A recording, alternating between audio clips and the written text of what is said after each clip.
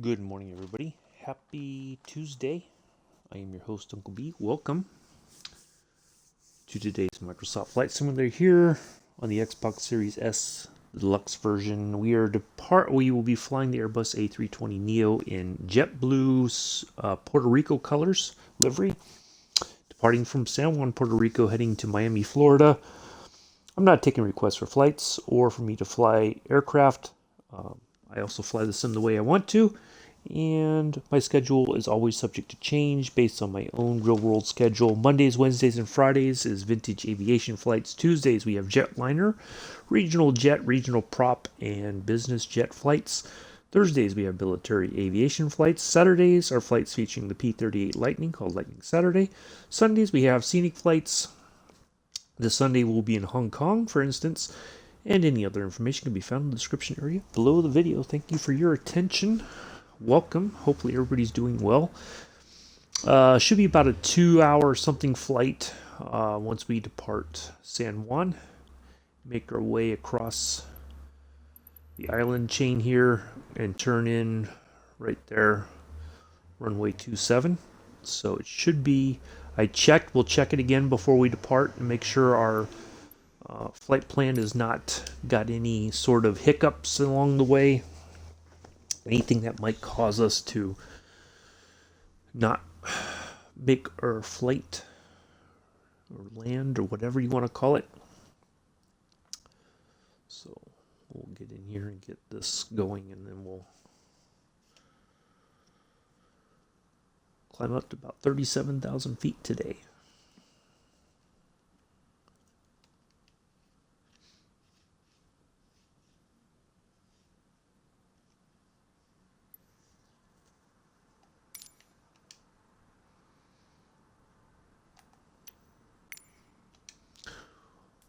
We can go ahead and turn that on so that we can get our taxi information or our initial climb out.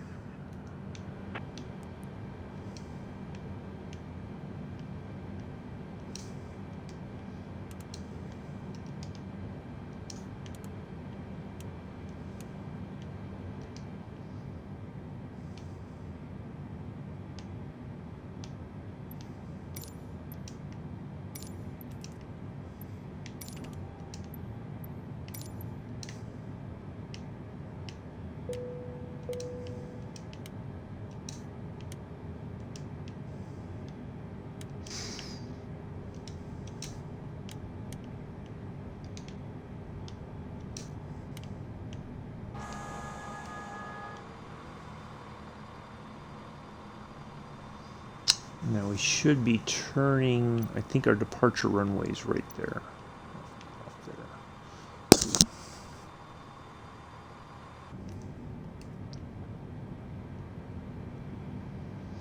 Let's go ahead and check this while we are.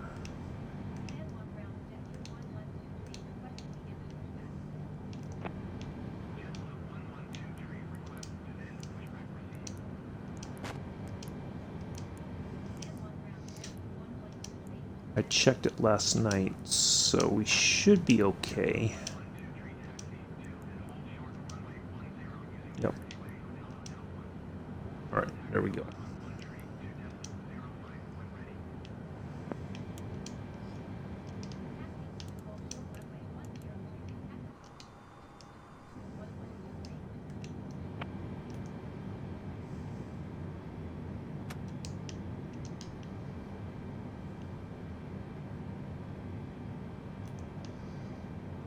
Our engines are all started.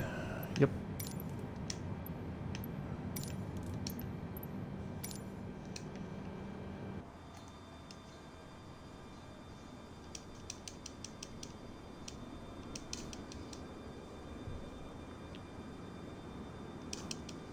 Might be another quiet day in the chat, I guess.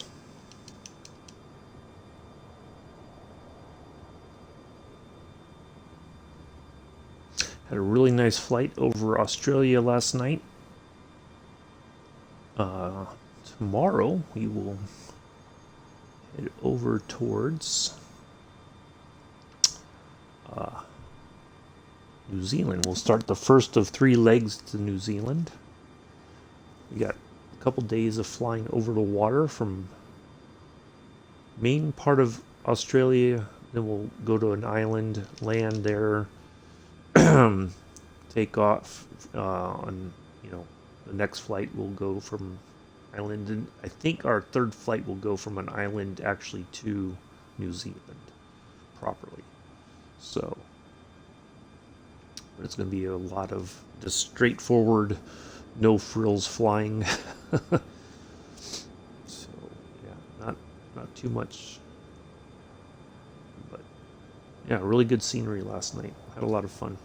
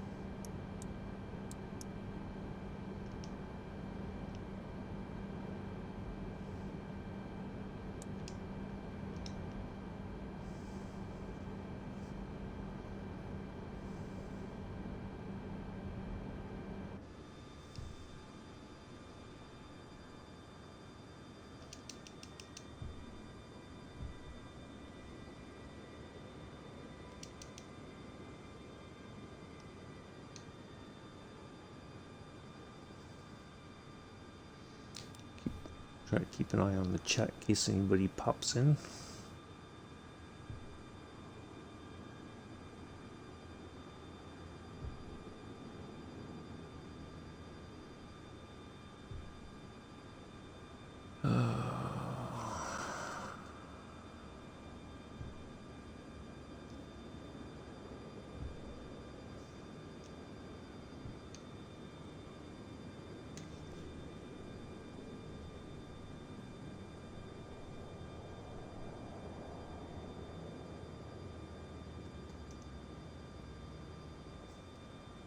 Hold on a second, folks.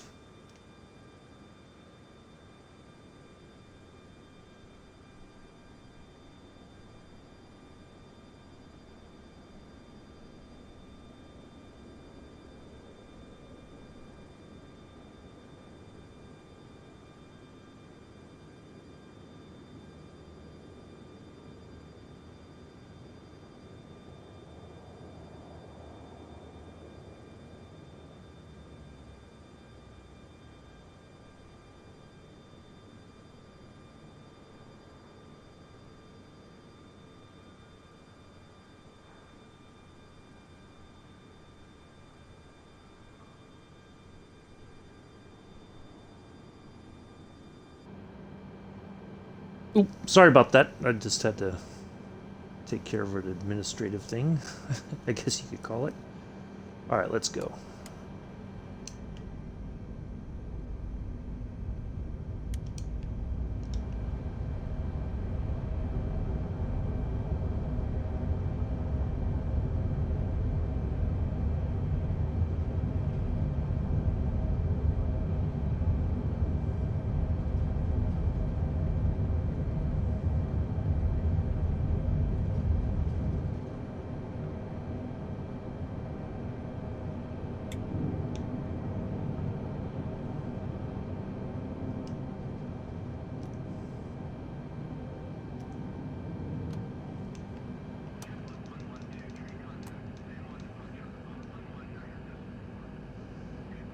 Morning, Mick.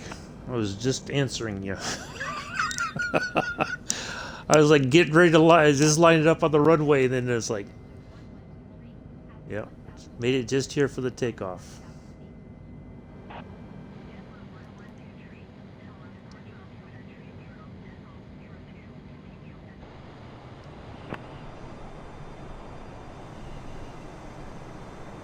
There we go. Out of our way out of San Juan.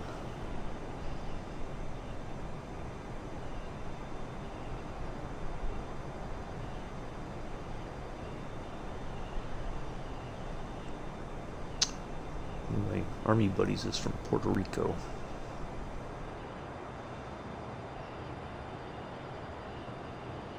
Although he said, I'm a Power Rican, not a Puerto Rican, a Power Rican.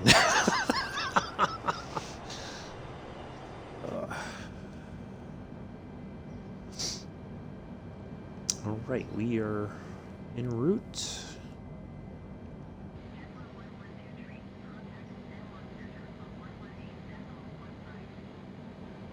Should be going higher here in just a moment. Ooh, I did not. That's okay. I think we got enough gas.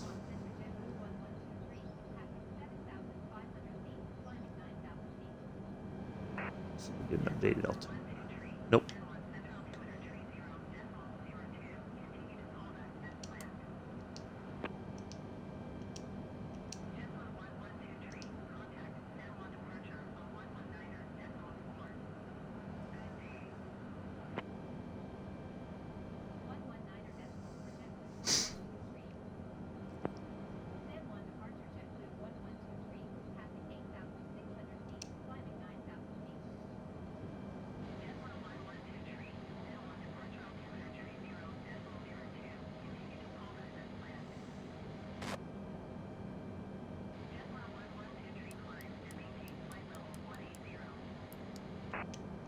And there we go.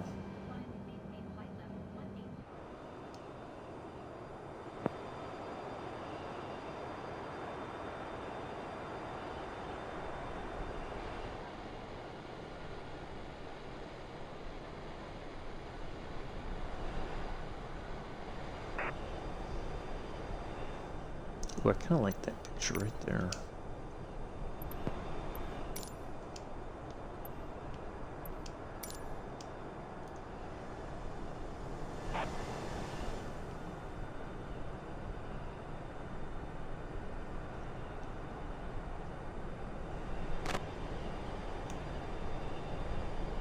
Better get the screenshot in before they start yakking on the radio again. All right. So Mick, what is our expected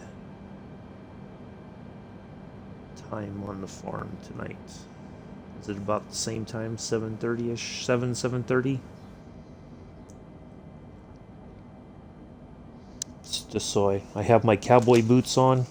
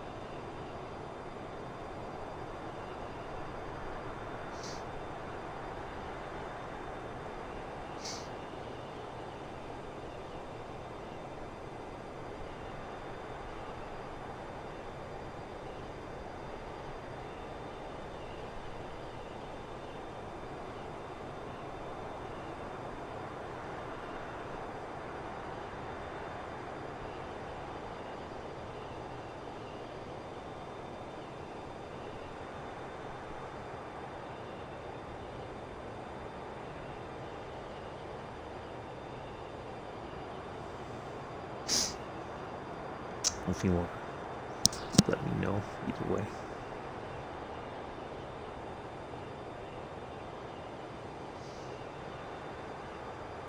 Start about 6:30ish. Okay. Yeah, that's fine. Perfect. I can live with that.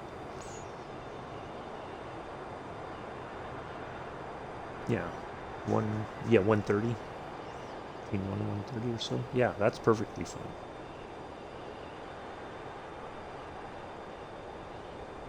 I can do that.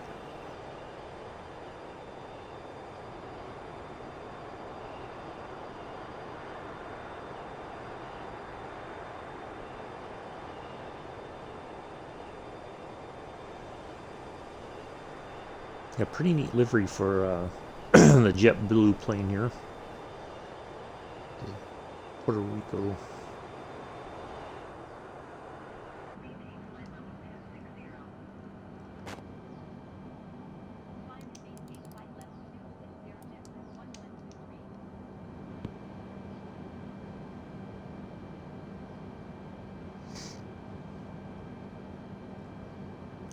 I will be there.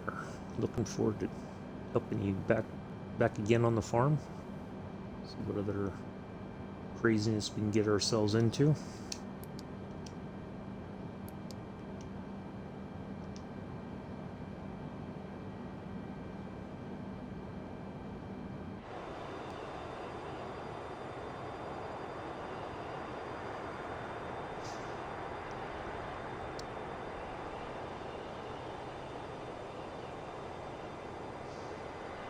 If we just want to do some contracts, we're waiting for our stuff to grow, or however we want to do it. Works for me.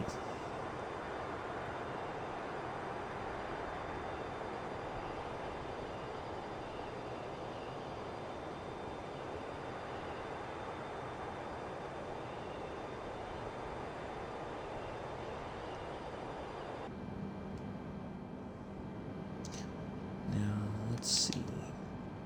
I think this is the, well, maybe not. I thought this was like the longest part of the flight, but I think there's a couple of areas where there's going to be some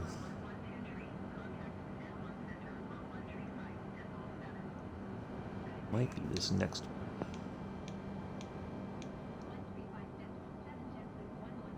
one. Yeah. 185 to 239, okay.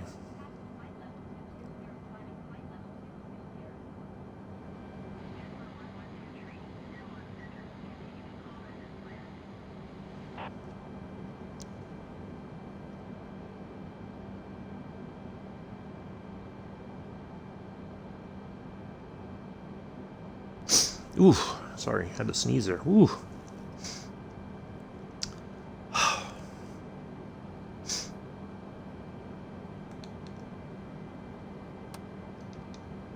There we go. For some reason, got out of the climb thing there. All right, let's set our brakes up.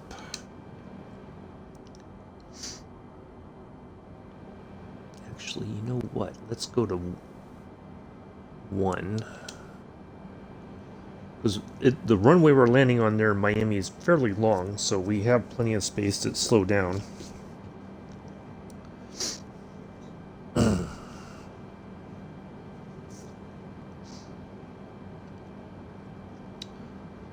Hopefully,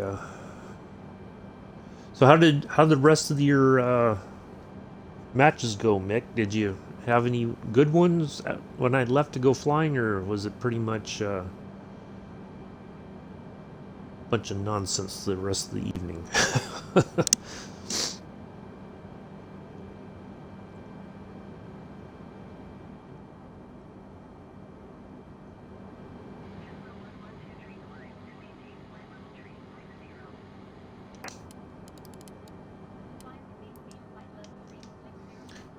Good.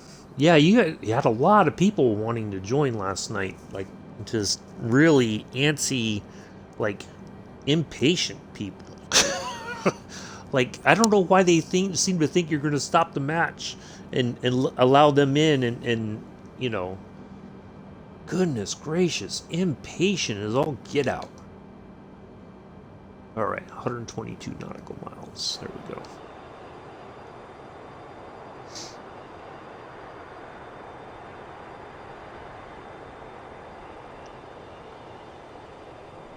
They just have no sense of patience.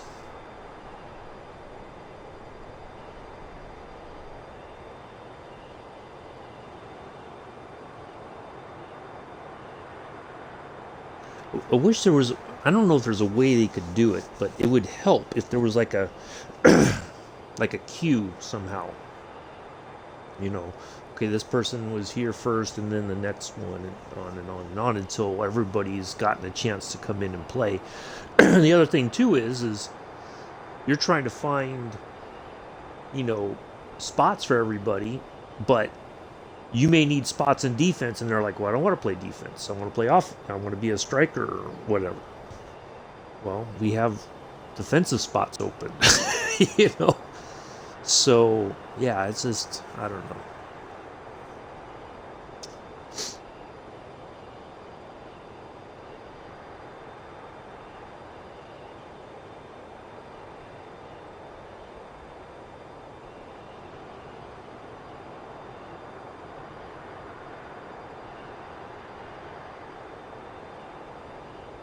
They want to be a star on your stream, which I don't think is really that fair. It's your stream. You're the star. Pulse is the star of his stream. You know.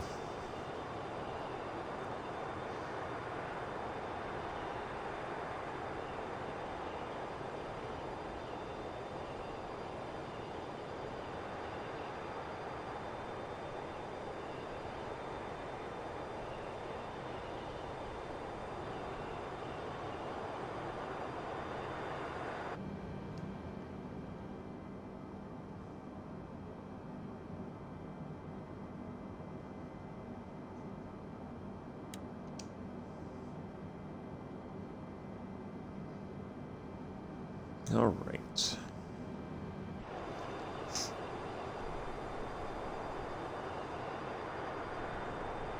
I think we'll go one more. Oh no, we'll stay. We'll cruise at 360.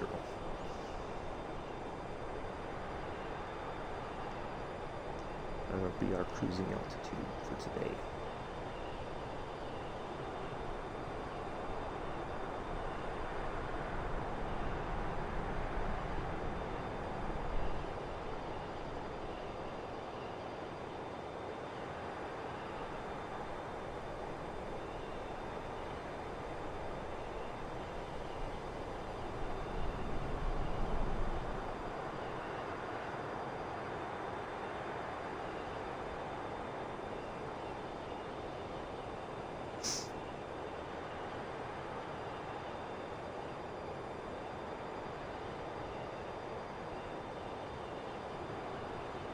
I was gonna do another livery. I was thinking about it last night, but I'd already come up with a tail code for JetBlue's flight, so I didn't really want to have to change it or whatever. So.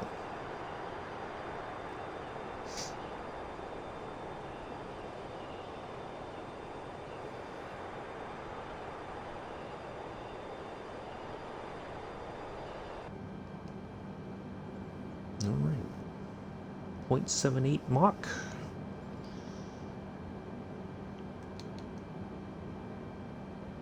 Three-quarters the speed of sound. So let's just have a look at our flight plan here.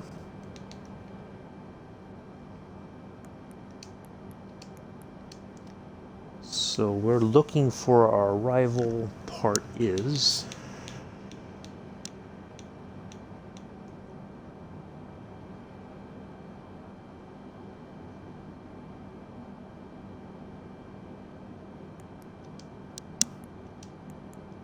right there. Okay, Vice.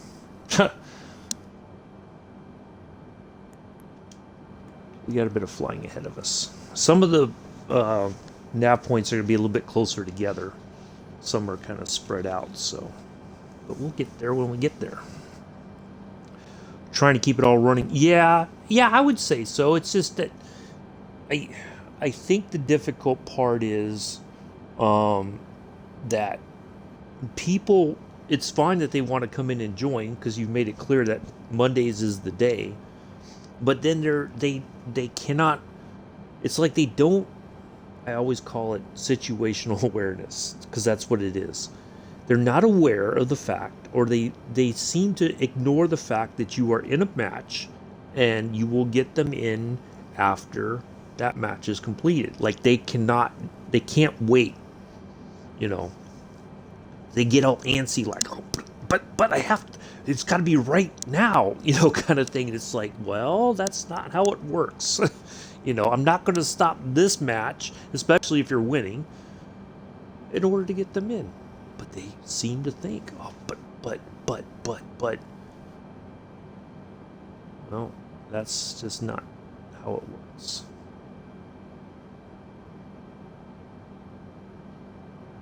Yeah, just it's just insane sometimes how some of these people act. But no, I think you did great. It's just that it's too bad that there can't be like a queue of some kind, or somebody who says, okay, these next 5 people are ready to go in. But also like the one person that you were like, well, we're waiting on you, and then they had stepped away, and then they come back, well, I'm ready to join. Well, you don't, you know. Well, yeah, it's just, I don't know.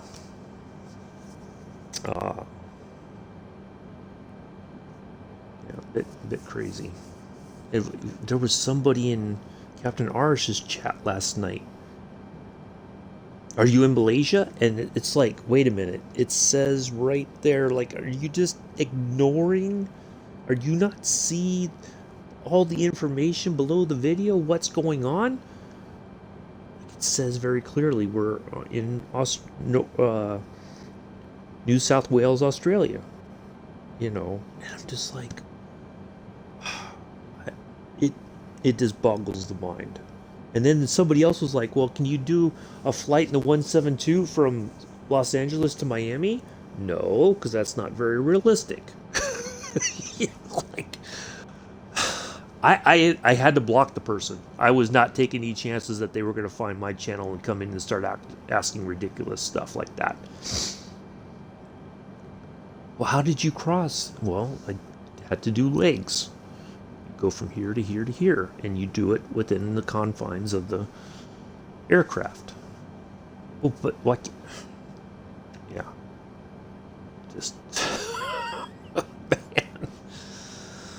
Ay, ay, ay. Just insane.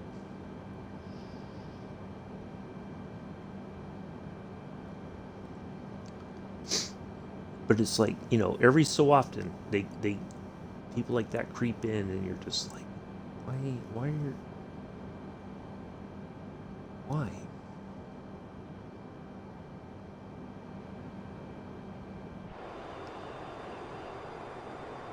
All right, we're just cruising along. So tomorrow we'll be back in the Eucharist 52, heading from Quiche Island down over to Jask. It's a grand total of 220 nautical miles for our flight. So that's going to be a bit of a long haul. So it's probably going to be about 3 or 4 hours, I'm guessing. But that will be leg 16, and we will be heading once we land there. That'll be our halfway point to Indonesia. So I have a feeling that was one of the flights that I had to break it up or something like that, I think, if I remember correctly.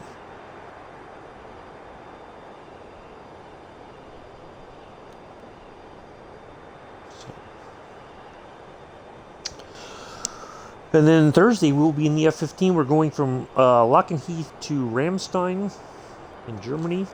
And then Friday we'll be in the Neuport 17 Charentes to Brunei. from France. Lightning Saturday, we will have the multiplayer back open on West Europe. Creech Air Force Base to Wendover. 52 nautical miles, 65, 109, 103, 12 nautical miles. So, a bit of a long one there. And then Sunday, we will be in Hong Kong. I don't know what train sim. I don't know if I'll do one or not. I may skip it, but we'll see. If it's going to be anything, I'm going to try to make it a short. You know what? We'll do. I know what we'll do. We'll go up to.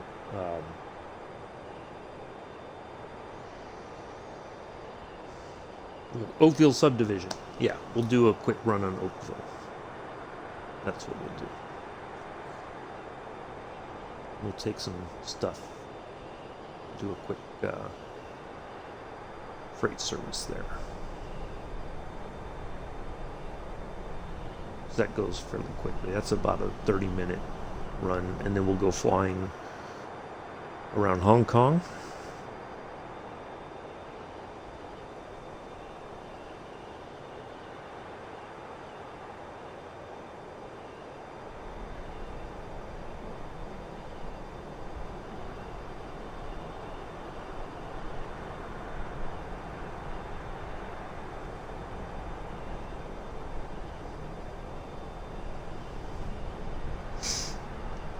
So looking forward to that flight.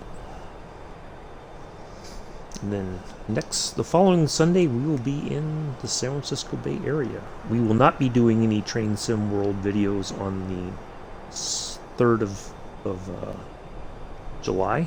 We were just going to fly all around the Bay Area. We're just going to take our time. We're going to make a big circle around. We're going to see all kinds of stuff. So, including things that are not marked as points of interest, just areas that I know. Oh, look at this cloud layer in front of us. That looks kind of strange. It's like almost like a tidal wave of clouds coming at us.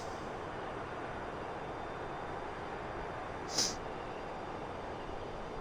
yeah, we're gonna take off from Hayward. We're gonna head up and around and down and around and all over. We'll see if we can't head out towards the coast a little bit. See if as a matter of fact, we can. Yeah, what we'll do is we'll go around the city and then we'll come back around and go down the coast of San Francisco, down south a bit, and then we'll come back around and yeah, we can do that.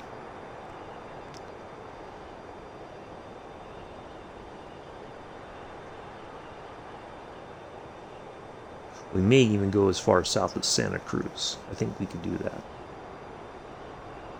Yeah, we'll go as far south as Santa Cruz and then come back in.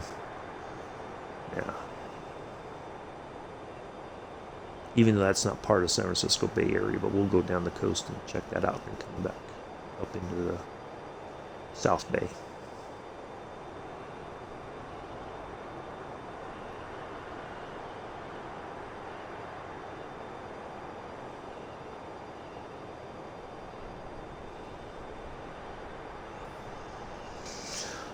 We're just cruising right along here.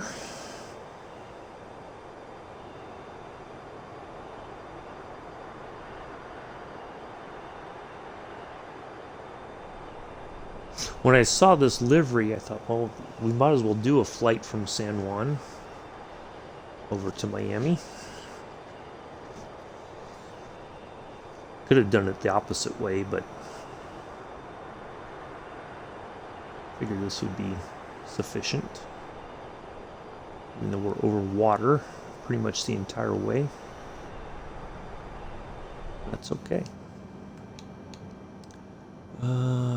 13 nautical miles to our next waypoint. And then I think it's another chunk to looks like it's no pit. Yeah. Just keep an Matter of fact, you know what we could also do, just for...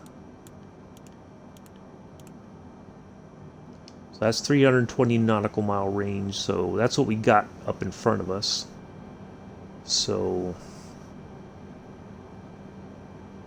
whatever else happens is beyond this. So 1, 2, 3, so that would be Haggett would be the... Yeah. So then after Haggett, boy, it looks like we got another large chunk of distance to our next waypoint.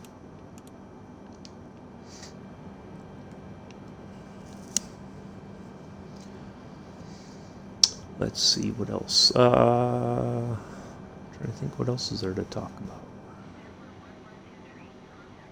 about. Oh, we're in Miami airspace. Good to know.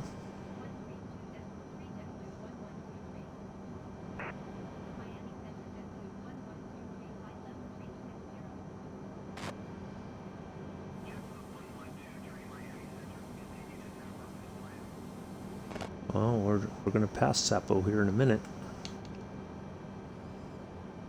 All right, 55 nautical miles to Nopit.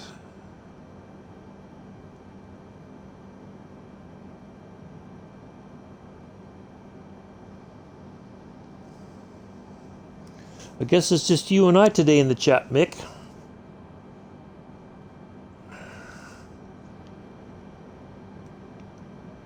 People can't be arsed to be here.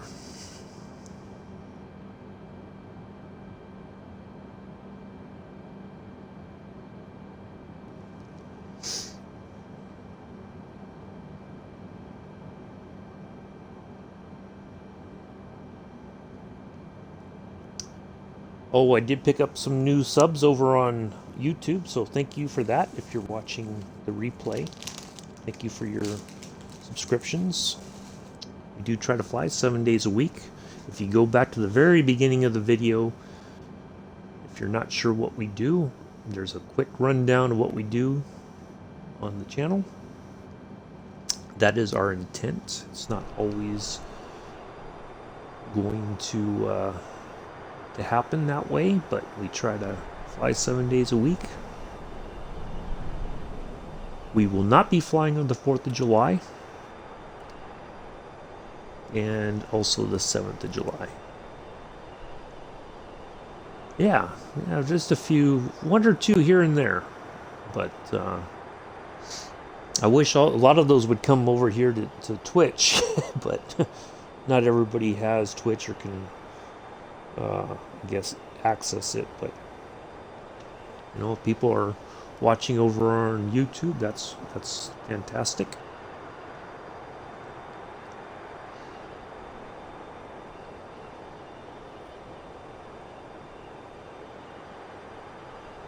Yeah, the 4th and the 7th, no flights.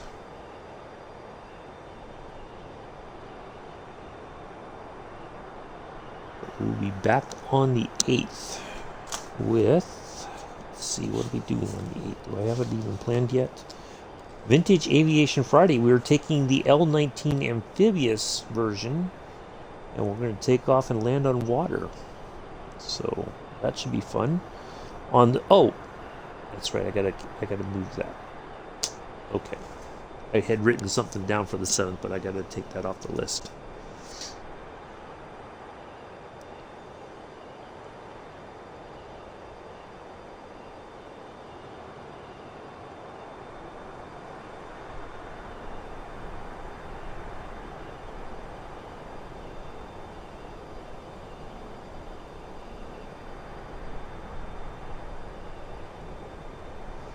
What do you reckon? You think Joseph will pop in just as we're ready to land? He hasn't been in a while. He must be otherwise engaged.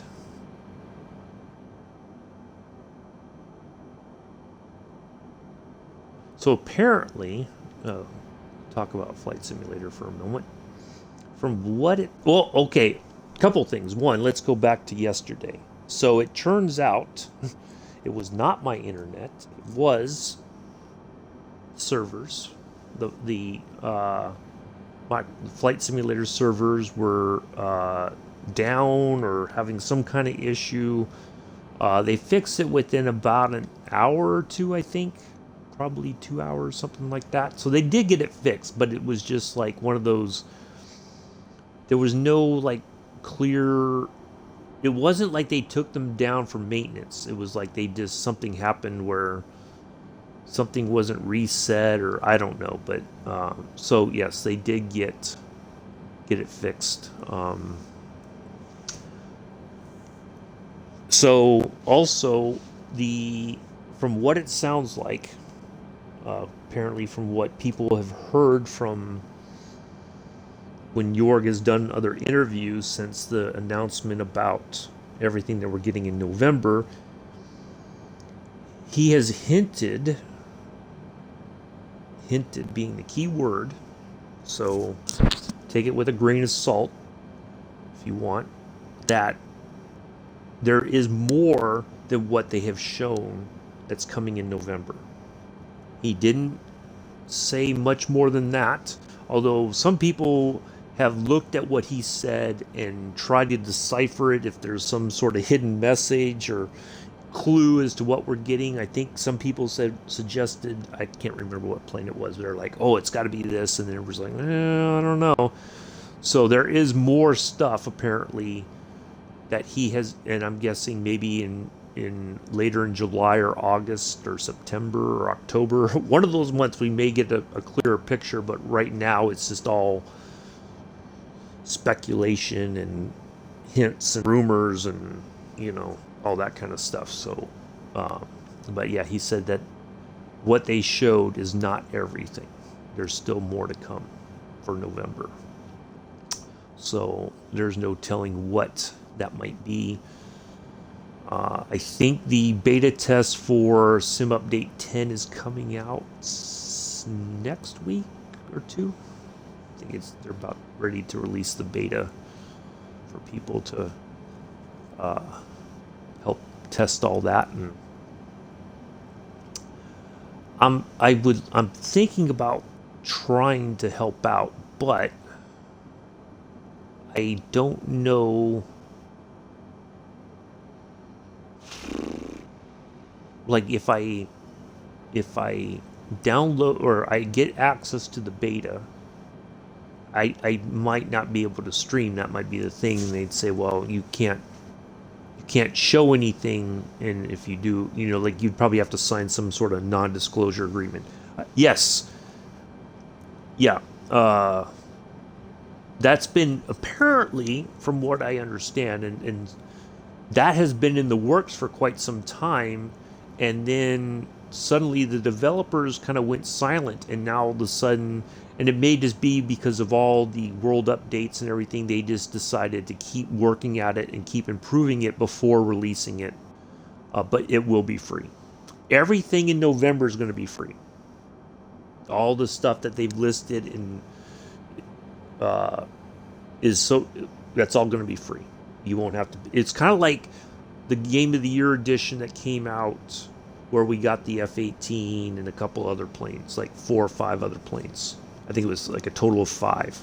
So you got the F-18 and I'm trying to remember what else it was, but all that was for free. So it's going to be the same sort of concept.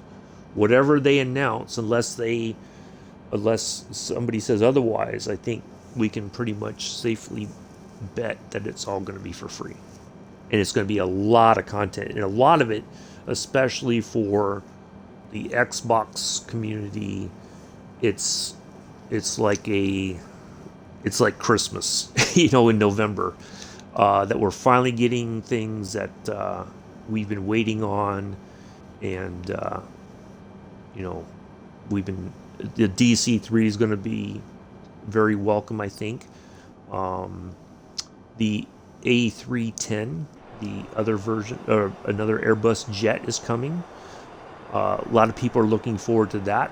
That's been worked on for quite some time. So yeah, lots of stuff coming, and that was just a sample, according to York. That is not everything. So I'm curious to see what other things are we getting in November besides what we know of already. So they didn't say, they just say November. They didn't give a firm date. I'm going to guess, if I had to venture a guess, I'm going to say mid to late November, because at least here in the United States, if it's mid to late November, a lot of people will be off for Thanksgiving, so they'll have time to play the new content. So I think that's where they're at with that. So I would think that's what would be the plan, but I could be wrong. But knowing them, they would try to put it out at a time where most people are going to be off from work and off from school, and try to get people back into the sim. So, and it's hard to believe, next month, in a few weeks from now, it'll be a year since the sim was released on the Xbox. It's had its ups and downs. Yesterday certainly was a very trying time. One of the things I was thinking about yesterday, because I went for a walk yesterday, late morning, almost early afternoon. There's a lot of people out there who stream Microsoft Flight Simulator. Whether they're doing just multiplayer flights or, what I was doing yesterday. There's a lot of people out there who are creating content with Microsoft Flight Simulator. And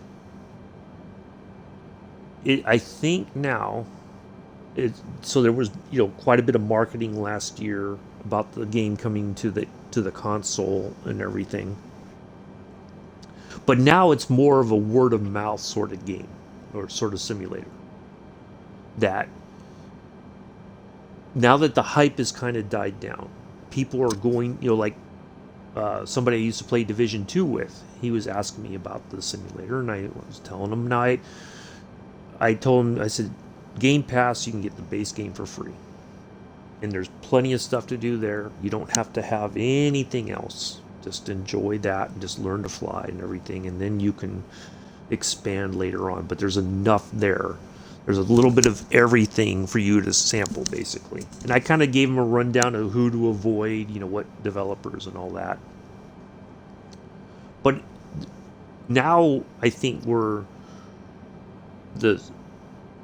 Microsoft Flight Simulator community as a whole, whether you're on a console or the PC, it's a word of mouth game, and if people ask you about it, and they're interested, you got to give them the pros and the cons, I guess, in a way. But when stuff like that happens, with what happened yesterday, how can you tell somebody about the game, or the simulator, I should say, when there's stuff like that happens, and there's no, and I get it, technology fails, pretty much all the time. At some point or another, something will fail. But it just looks bad. As I call it, the optics of it look bad. And, when you're trying to get more people to... Oh.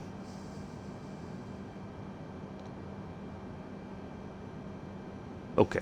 Sorry about that. So I didn't realize there was a commercial playing. So the optics of what happened yesterday, I think, are bad, because there was no... If they were taking let's say, for instance, that they were taking the servers down for maintenance.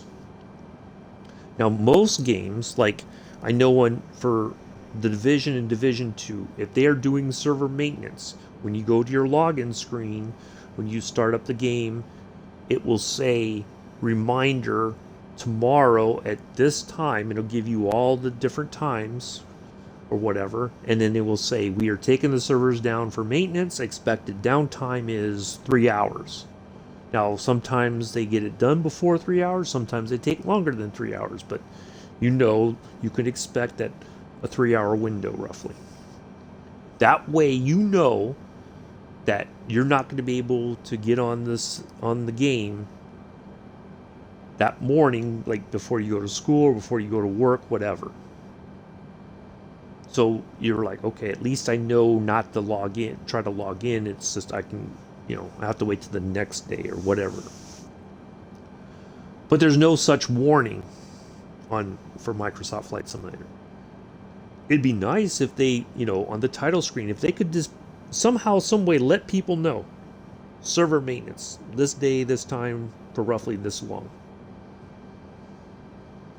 Then everybody's like, okay, now won't plan on flying, until later on. But I don't think it was planned. It was just something else happened. And they did get to it right away, but it just looks bad, I think. And it wasn't the crazy thing. I checked the forums to make sure it wasn't just me, and it wasn't just me that was experiencing it. It was all over the world. So this was not just in one region or one country. It was all over the world. This was affecting people. So that's one of those things you can't say, well, it was just on the console or it was just on the PC. It affected everybody. Both. And it's like, okay, so now there's a unifying problem, but, they're just like, yeah, our bad, sorry, didn't, we fixed it, so it's all good now, get back to flying, But I liken it to when you're a kid and your parents are arguing and you're looking at them and they're like, oh, it's okay, don't worry, we're fine, but secretly they're filing for divorce. But yeah, it's just, I don't know. I know that there's things that happen that's beyond their control, but it's just, there's got to be a better, maybe there isn't, I don't know. Maybe it's in a perfect world there would be a perfect solution to the problem, but I don't think there ever will be. But it's just, it looks, it's like I felt like I got kicked in the stomach. I'm like, I just told somebody and I was trying to be very positive about the sim. Yeah, you'll enjoy it, do these things, and when you're ready, come join Captain Arish's flights, you'll have a great time. And then that happens and I'm just like, Are you trying to sabotage things? Are you trying to sabotage the relationship? Because that's what it feels like. So, yeah. Still on our way. We got a bit more flying to go. We got some little decent sized gaps here. But yeah, I just, I don't know. It's very,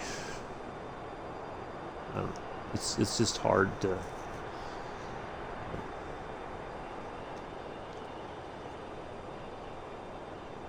And I wanted to tell them that, like, when this stuff happens and you're trying to get more people to be a part of the community and to get even if it's on the Game Pass, download it, play it, enjoy it.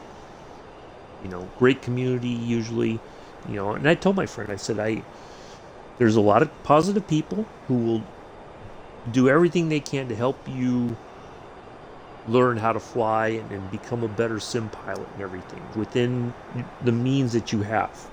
You don't have to have a yoke and throttle and all that, but just if you have the controller, they will give you suggestions of what to do and all that. But I said, but you have your a-holes, unfortunately, who are always going to be negative. And I know there's somebody in a certain community that I'm a part of that is just such a person. And it's becoming more obvious over time. And it's like, well, yes, you try to be amicable with that person, and it's just not, it's not registering. they're not seeing it. They're not, they're not hearing the message, I guess, or they don't want things to be amicable for whatever reasons. So, yeah, I'm a bit perplexed as to why, but I think it's just that's their nature. They're very argumentative, insulting.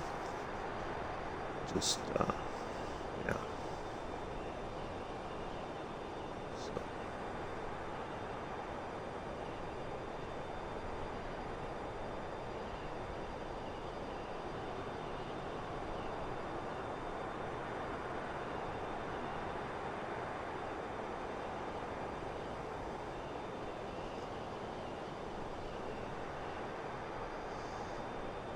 Just a reminder, folks, if we have to do a water landing, it's everybody for themselves.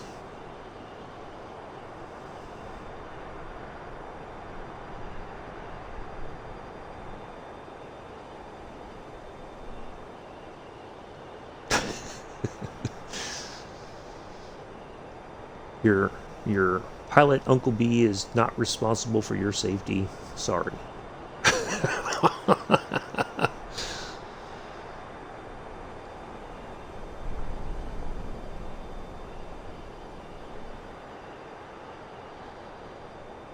Yeah, I think I'm gonna have to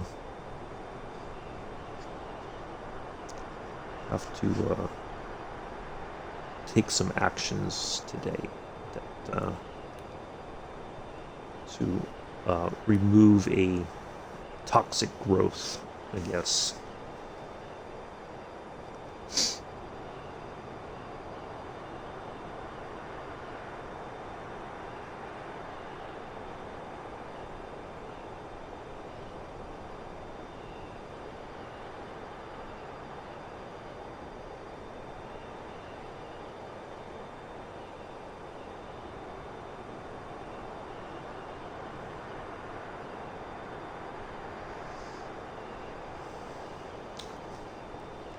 But anyway, let's see what else is there.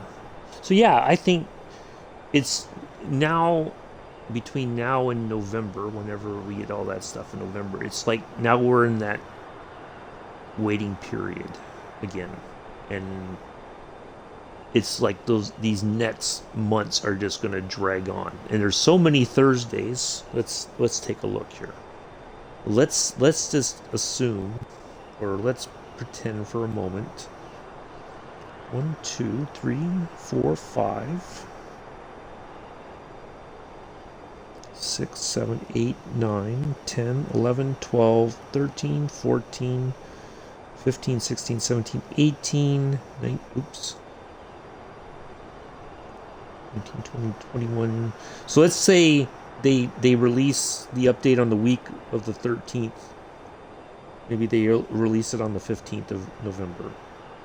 So that goes right into Thanksgiving break, here in the United States at least. And then you have also still all the holidays in December. So there's roughly 21 Thursdays between now and a possibly projected. It could be earlier, it could be later. But that's still a lot of Thursdays ahead, and we know sometime in August we're going to get, hopefully, this Sim Update 10, which is going to finally fix the WASM issue, and then there's going to be even more stuff available to the Xbox community. However, comma pause for effect, that is all going to be stuff you got to pay for. It's not going to be free. But hopefully it means that we're going to finally start getting some really top-notch aircraft on the Xbox side. And I would really like somehow if I can have a yoke and throttle before August. And I know it's going to be a bit of a tough one to do, but I think I got to find a way to do it.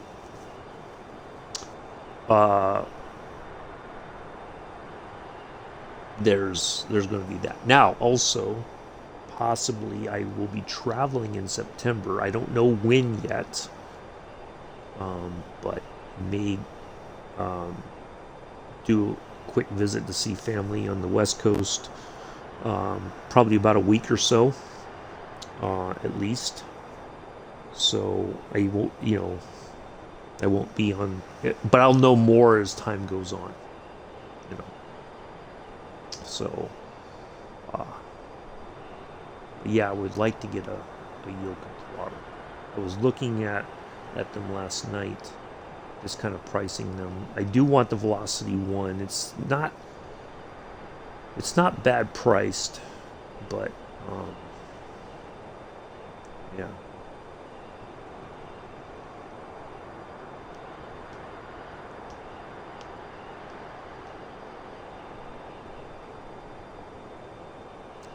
But I would like to have that so that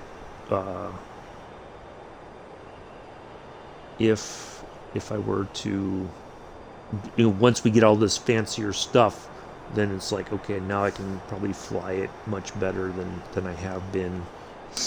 The Velocity 1 would work because it has all the buttons like the controller does. Hello, Patrice, how are you? Nice to see you here. Welcome. Oh, my two founding members are here. I think Mick might have buggered off. He might have had to do some other things. But yeah, nice to see you here. How are you? We are on our way to Miami. We just took off. Well, we took off some time ago from San Juan, Puerto Rico. In the JetBlue Puerto Rico livery, A320. We are making our way across the islands here and heading towards Miami, Florida. So, no, I'm here. Oh, that's fine. Well, I figured maybe you were lurking or something, Nick. I wasn't sure. But maybe you got pulled into other duties. So yeah, we are. So what was that? It looked like there was like a lightning streak through here for a second. Oh, there's no lightning. Maybe I'm imagining things or something. I don't know. So we got at 211 nautical miles here to this marker. We still got quite a bit ways to go. Yeah, it was very strange. I'm like, what? I thought I imagined it, or maybe I was just, my eyes were playing a trick on me. But yeah, so we're on our way to Foated, and then we have 3, 4. Let's have a look here at the long range forecast here. So that's what we got basically, is that marker there still in front of us at 320 nautical mile range. There's another one beyond that that's probably outside of that window. But we also have, let's see, I believe. All right, so we have, hold on a second. Let me get to, so we have 1, 2, 3, 4, 5. Our fifth marker, our fifth waypoint right there, Vice, is our descent or our arrival portion of the flight.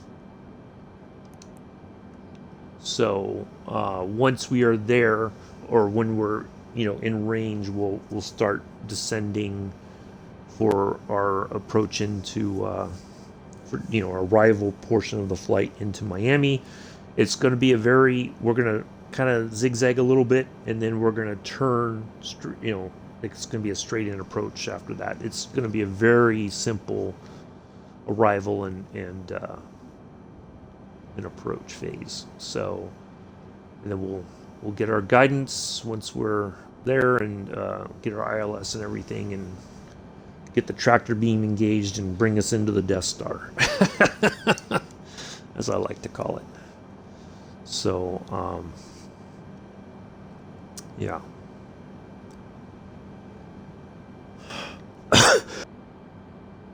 Excuse me.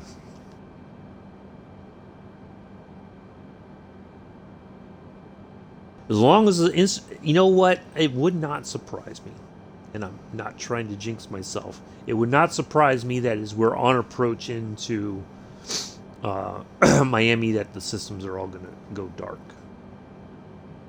All the avionics stuff. So, yeah, it would not surprise me. But hopefully not. Oh, look at that. Look at that scenery. Let's just crash land down here and we could just live over here somewhere on the beach. How about that? That looks good. There is an airport right there, it looks like. Oh, wait a minute. We've been here before. Oh, there is light. I just saw it again. There was just a streak in front of the plane right there. Maybe there is some lightning, even though there's no clouds.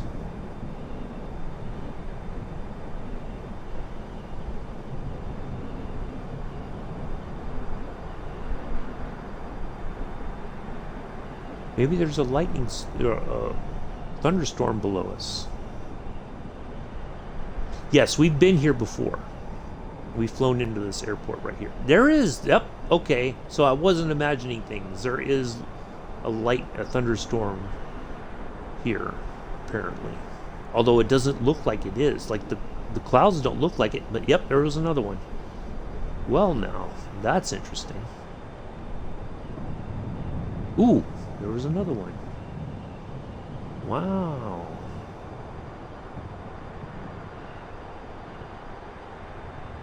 I have the live weather on, but I don't see. It just doesn't seem like a thunderstorm sort of. No, we're over. I've been here before, and I can't remember the name of this particular island, but we've landed at this airport before. I remember it. But no, we're nowhere near. I don't think we're anywhere near Bermuda. I don't think we are. I think we turn before we get to Bermuda. Possibly.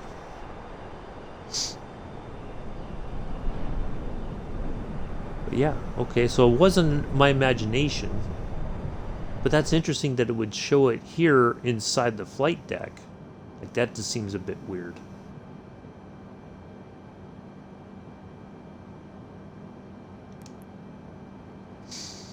All right, 173 nautical miles.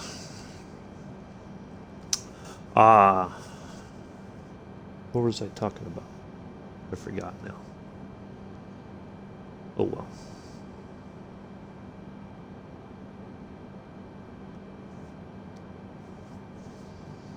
So yeah, lots of stuff coming up here in the next. Oh yeah, so September I might be traveling. I don't know when.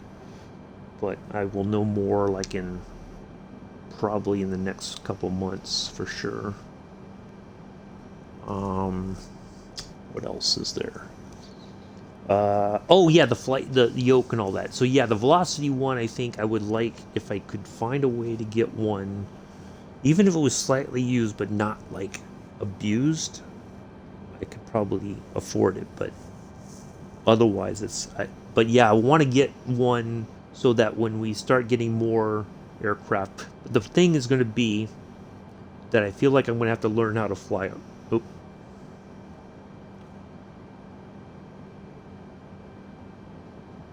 Apparently we were in the middle of a commercial. I gotta keep an eye on that because I don't know when. I'm talking and then all of a sudden it's like commercial time.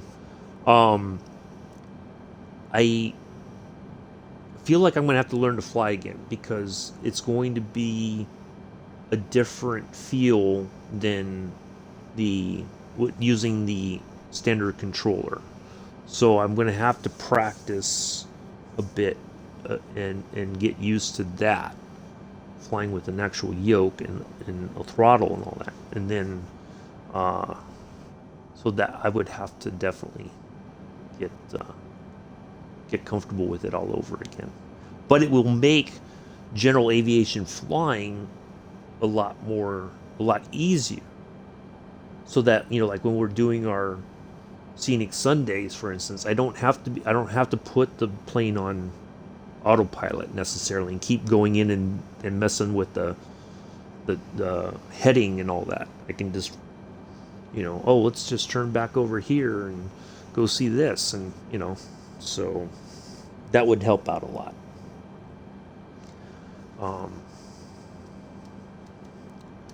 Yeah, I'm trying to figure out how I'm going to do that before August. That would be well, at least, because I think they're saying the sim update is they're looking at possible release of mid-August, somewhere around there. So it may even go to late August if there's a lot of stuff that they got to get fixed. But we'll see. But I think they're targeting a mid-August release for the sim update. So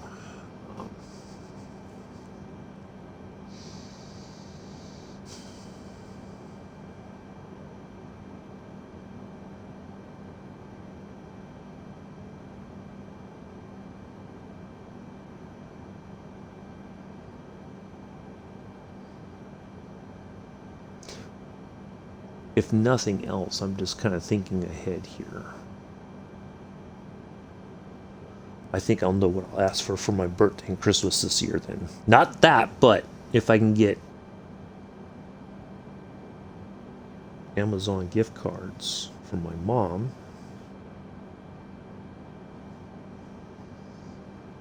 that would help out, because I could order it from Amazon, apply the gift cards, and then whatever, make up the difference. I could probably do that. I might do that. Well, I could probably put a bug in her ear now.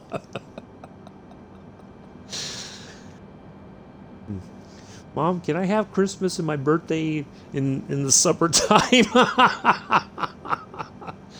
Please.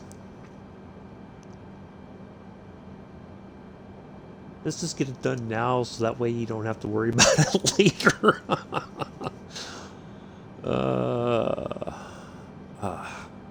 I don't know.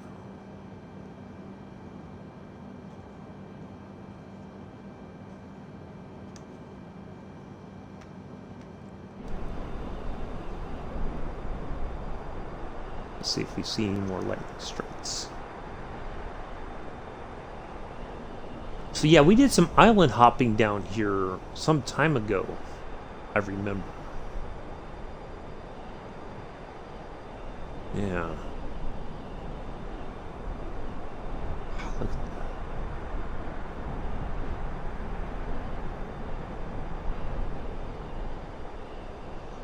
that. I could imagine from the air this looks like it would be an amazing place to live. But when it's storm season, it just must be miserable. The amount of rain and the wind and everything, it's just like, yeah.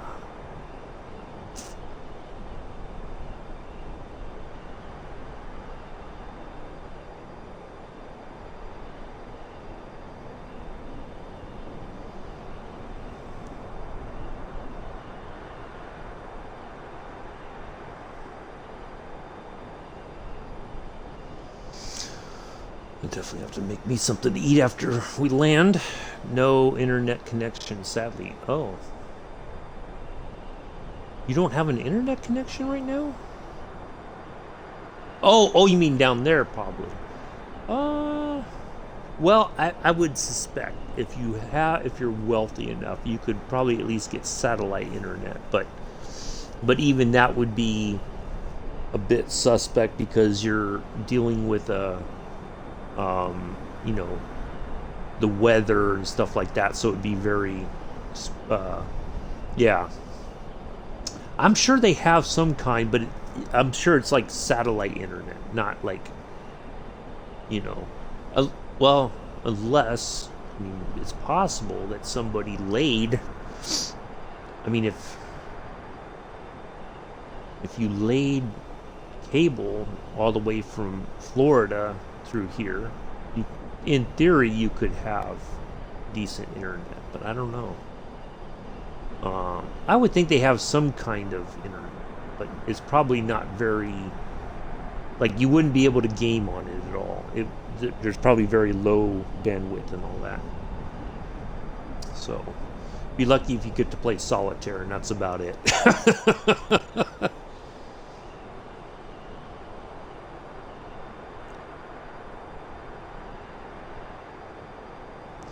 But yeah, I thinking about it, is that such a terrible way to live, though?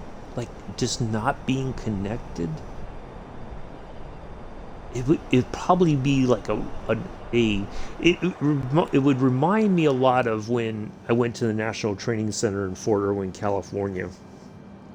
And before you go, you get there and you start drawing all your equipment, and there's just a lot of stuff that happens. And then before you go to the training area, the sandboxes they call it, you have to turn in your cell phones and your MP3 players. They do not want you on your phone. They don't want you listening to music or anything. And it's like, it's a totally, if you're so used to your phone, having your phone, it's like it's a totally different world. And all of a sudden, and part of it is because you're so busy, you don't even think about the fact that you don't have your phone with you. But the first couple of days, you're like, where's my phone? And you think it's like you feel like you're missing something. You're like, oh, it's back there. But the funny thing is, because they're like, well, you got to train like you don't. But when we were in Afghanistan, for instance, everybody had cell phones. You were required to have a cell phone. It's like, yeah. Iraq, not so much, but everybody was using their laptops to use what's it called? Basically, you would talk to somebody over the internet, some kind of video, or so otherwise you would have to, a long time ago, you would go to a phone center and there'd be phones for you to use, and you were only allotted like 10 minutes because there's other people that are probably waiting, and so they would you would have to go and basically a very quick call. Hey, I'm alive, I'm okay, I'll talk to you later, kind of thing. Is everybody there else that are okay? Yep. All right, bye. Kind of thing. But we had internet. But it was funny when we were in Iraq at our first base. Somebody was driving a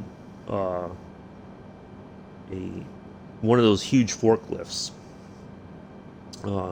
Something that would pick up very heavy weight, and so they were taking something. Hello, Amela, how are you? Of the time to forget high tech, I think after you yes, exactly. But this person was not, apparently they were not licensed to operate this vehicle. So that was one problem. The second problem was that this person, I don't remember who it was, but they took out the lines that had our internet connection. So we had no internet for like 3 days. Oh, you talk about some pissed off people. And for some people, rightfully so. I'm doing well, Amela. Just I'll tell you something else here in a moment. Let me finish this story.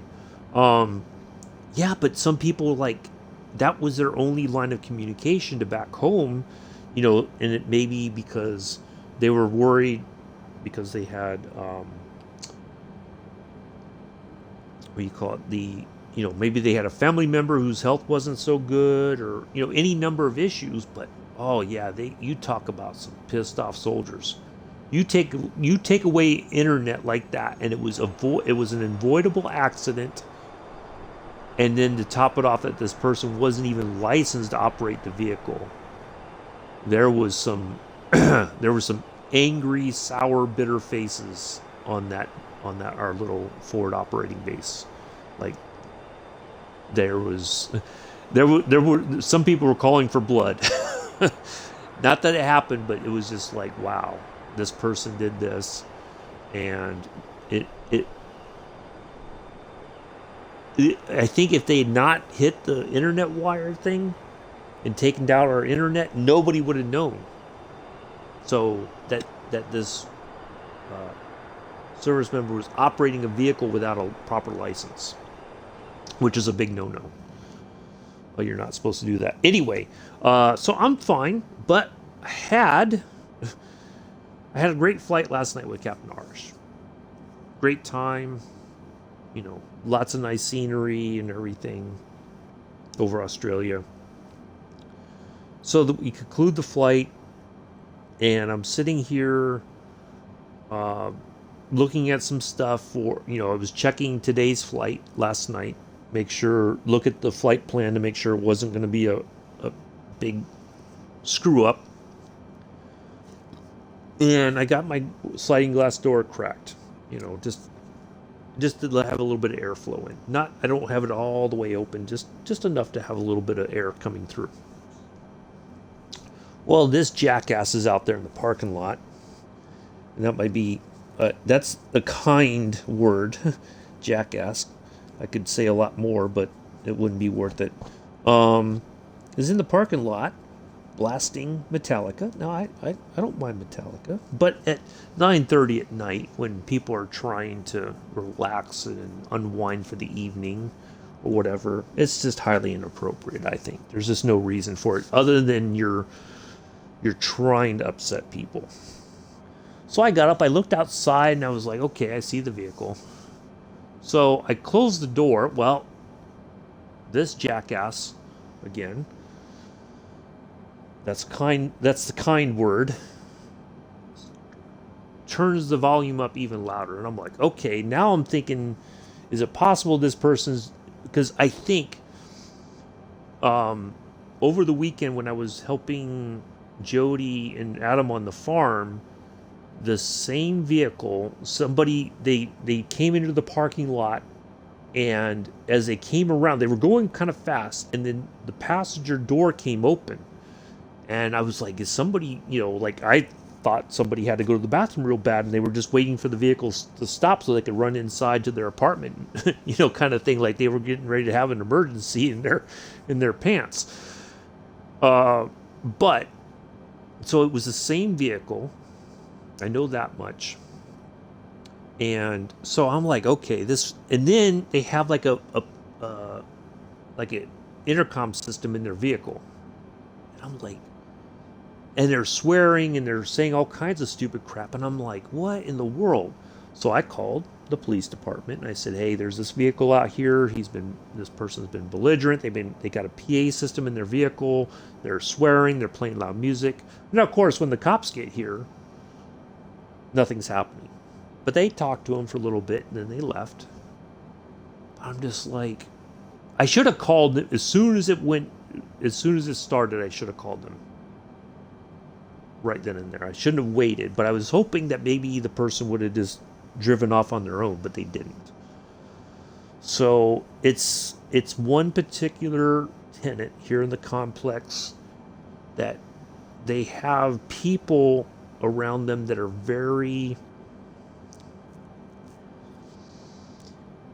they're not good people. I'll just put it that way. They're very chaotic, very just bringing all kinds of unnecessary drama into the complex. And it's just a matter of time before somebody's property gets destroyed or something else happens. And I hope it doesn't happen that way, but I just get the feeling that, there's this, something's getting ready to happen at some point. Somebody's doing things that they shouldn't be doing, involving people they shouldn't be involved with, and I think eventually it's going to get out of control. But yeah, I don't know. I mean, the person's not like the person that was in that truck, and it was a pickup truck. they're not a tenant here. They're just visiting somebody who does live here, but they're causing all kinds of unnecessary chaos, you know. And it's just like, well, now I know. As soon as they start up, I'm not even going to wait. I'm just going to go ahead and call the police department and let them come sort it out. It's ridiculous. And it's nothing against this person, but since she's moved in here, it's been nothing but people with drama. All the time. Without fail. At least 6 out of 7 days of the week, it seems. Almost 7 days a week.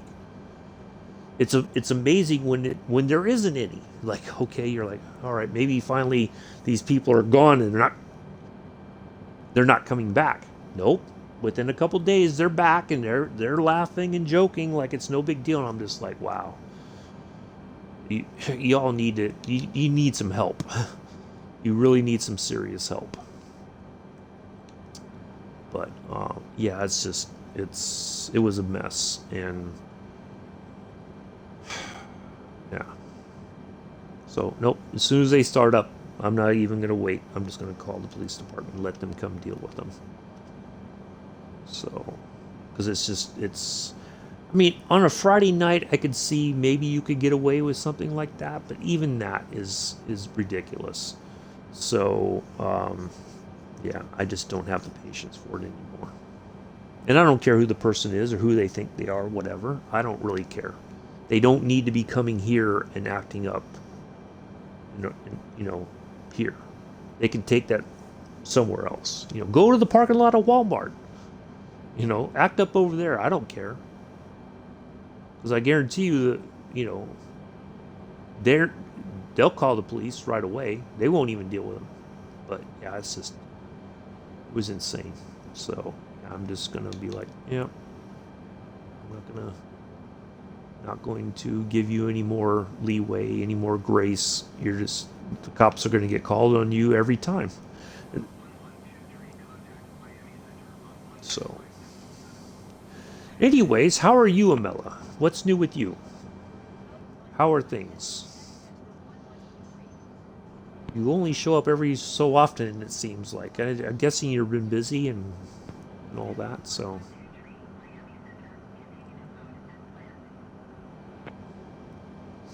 Hopefully you're doing well.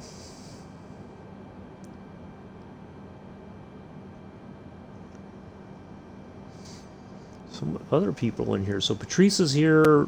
Nick's lurking. Mella's here. Who else is here? Somebody else is here. Identify yourself. Oh, I didn't even turn off the...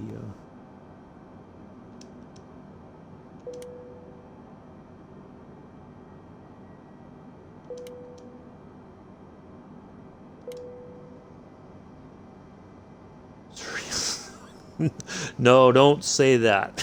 No. Do not call me sir. I am not a sir. I work for a living. I was a non-commissioned officer. I do not call me sir. I would always tell people that, and they'd be like, what does that mean? I'd say, well, if you'd ever been in the military, you would know. At least in the Army.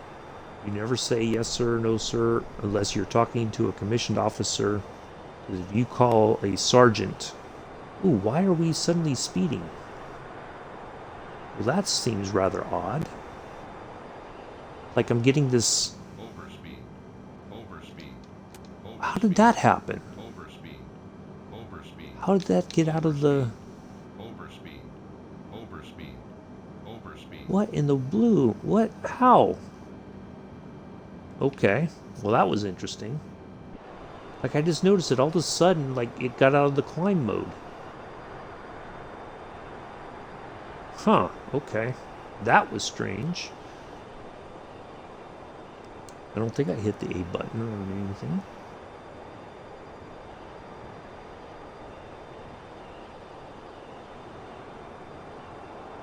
Huh. That was weird. Yeah. I would always tell people, you can call me by my first name or whatever, but do not call me sir. There's a difference, and it's I think it's kind of true in the civilian world. You have people who actually do the work, and then you have people who just kind of sit back and collect they get everything out of that work, you know, and those are the ones that apparently are called sir, and I don't know why. What did they do to deserve it? But anyways, I'm good, thanks. Yeah, I've been very busy. Oh, that's fine. No, I figured, that happens. It's all good. It's just part of life, you know.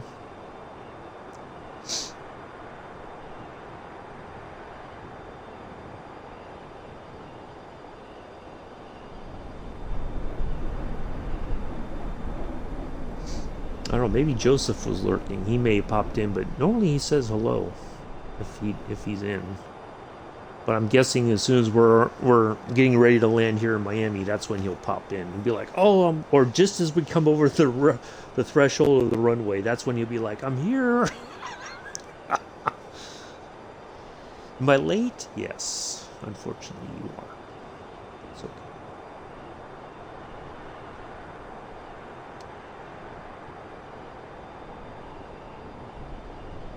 All right, so we have. There's that marker. Let's see if we can figure out. Is that another large distance? Like another couple 100 miles? Yeah, I think we have some that are. We're still going to have a few ones that are got a bit of a distance between us, and I think too we're in a headwind, unfortunately. So we're going fast, but not the plane is kind of slowed by that headwind, although it's not too severe. It's only 31 nautical mile wind, or 31 knot winds, not nautical. Okay, 174 to Matt is.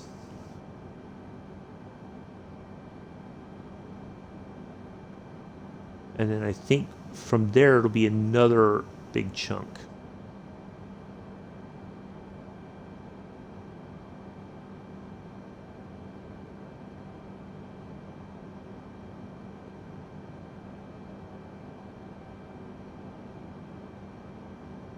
Okay. So let's see if we can look out at 320 nautical miles again.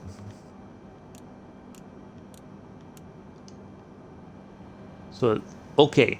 So basically, once we are here,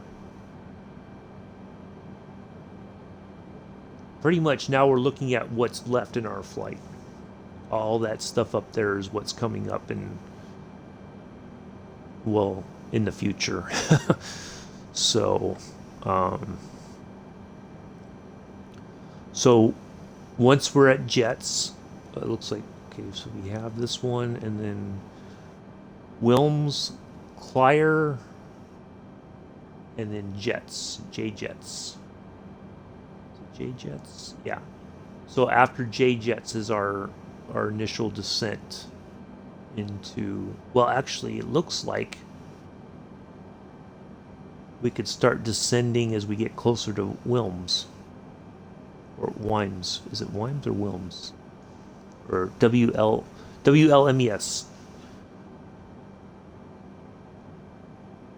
Wilmies. There we go. Wilmies. So once we get there, or closer to that, and that looks like it's about a 90 or 70 nautical mile leg. So once we get closer to that, we'll start our initial descent into Miami. So lots of stuff coming up. We are almost there, folks. So I think this would be got eight ads. Wait a minute, how is that possible? 8 ads. Should only be a couple every so often. I'm not, because I have it spread out. So that's interesting that you had 8 ads. Well, yeah, I tried to make it where it was spread out, especially on these longer flights. Like tomorrow, I know it'll probably be quite ad heavy because it's going to be probably about almost a 4 hour flight, maybe 3 hours. So sorry about that. So they're like last week or so. I think it was last week. I got a email or a notification saying that they're changing it where you can you can try to generate more revenue by having ads, but they would be like 2 ads at a time, but you could spread everything out, so you have 2 ads and then you have some time in between, then you have another 2 ads and all that, so that you get your ads in, but you're not yeah, 8 ads, that's rather strange. Okay. And I haven't like touched anything to make the ads play without it being automated. So I'm wondering if that's why a lot of people aren't coming in. I'm gonna have to look at that when I'm done to see if I can change that, or look at the setup again to see if I can, spread things out or something. Yeah, that's the difficult part about being an affiliate, is trying to find that a good revenue I don't know how else I can call it, a way to get ad revenue going. It's not a lot, you don't get paid a lot for the ads, but every little bit helps. So and again, I can't, the deal is you cannot withdraw any money from from your affiliate account until you reach at least $100, or at least $100 US, but I don't know what it would be elsewhere around the world if you're an affiliate somewhere else, what the limit is. That you have to get a minimum of that, and then you can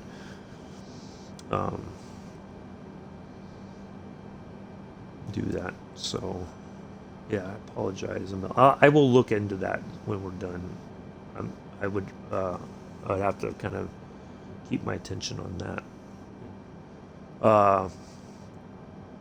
Oh yeah, no, nothing really major. I don't even remember what we were talking about. Oh well, yeah, I was just saying that Joseph hasn't been in for a while. He was coming in. Now he's buggered off, I guess. He don't buy me flowers anymore, or bring me flowers. So yeah, he hasn't. For a while, he was like one of the first few people here. Now all of a sudden, nope, can't be bothered. So I'm guessing, I don't know if he's watching him on YouTube later on or whatever, but what can you do?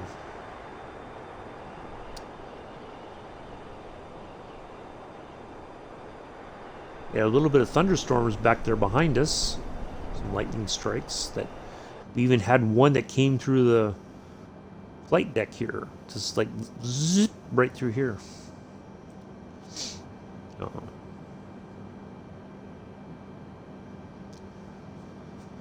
So yeah, I'm guessing maybe people are being put off by the ads. If there seems to be too many, I'm gonna have to look at it. It's got me on in the background, still sorting stuff. Okay, Mick, sounds like a plan. Sort away, good sir.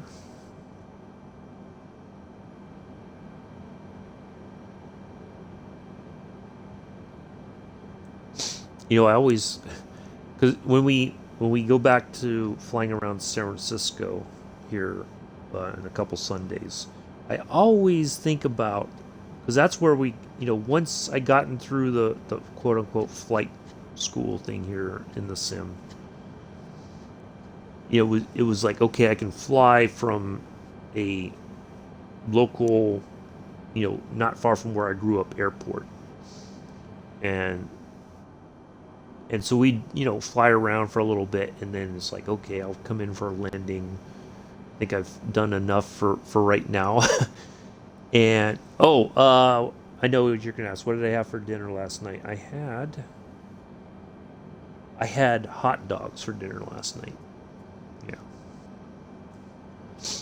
it was just like although it wasn't too hot yesterday, but it was like I just wanted to get them cooked. Hey, Jody, I'm doing well. How are you? How are we doing? We are doing fine. Me and the plane are doing just spectacular. We're on our way to Miami. We have this nice, lovely island view. Um, yeah, I just cooked up some hot dogs, just something really quick. 3. Yeah, not too much. Just because I was trying to. Good, glad to hear it, Jody. Um, you guys had some good matches last night. I saw you play a little bit, and then I think the second time you went on the field was when I was getting ready to go fly, I think. Yeah. Well, this is a JetBlue, kind of like what we flew last week for your flight on Friday, but this is a special Puerto Rico livery for JetBlue. So I was like, so we took off out of San Juan, Puerto Rico, which is their main airport, and we were heading to Miami International. Usually have 4. Sometimes I do, not always, but last night 3 was enough because it was like, yeah. But I was trying to eat, before going flying, and so it was just something really quick to make. Uh, I still have some hot dogs that need to be cooked, but what I may do is I'll chop them up and add them to chili. I still have some of that vegetarian chili, which isn't bad. If you like chili, but you don't want the meat with it or anything. Vegetarian is still got protein, which is the important part, but it doesn't taste half bad. So what I may do is, of course, turn vegetarian chili into non-vegetarian chili, and cut up some hot dogs and dump them in the pot while the chili's warming up. I've been to Port. No, I have not. I've wanted to go. One of my first roommate my roommate when we got to Iraq, he's Puerto Rican, and yeah, Santiago. I'll tell you a quick story about Santiago. A couple quick stories. So one, when we were training up before Iraq, right?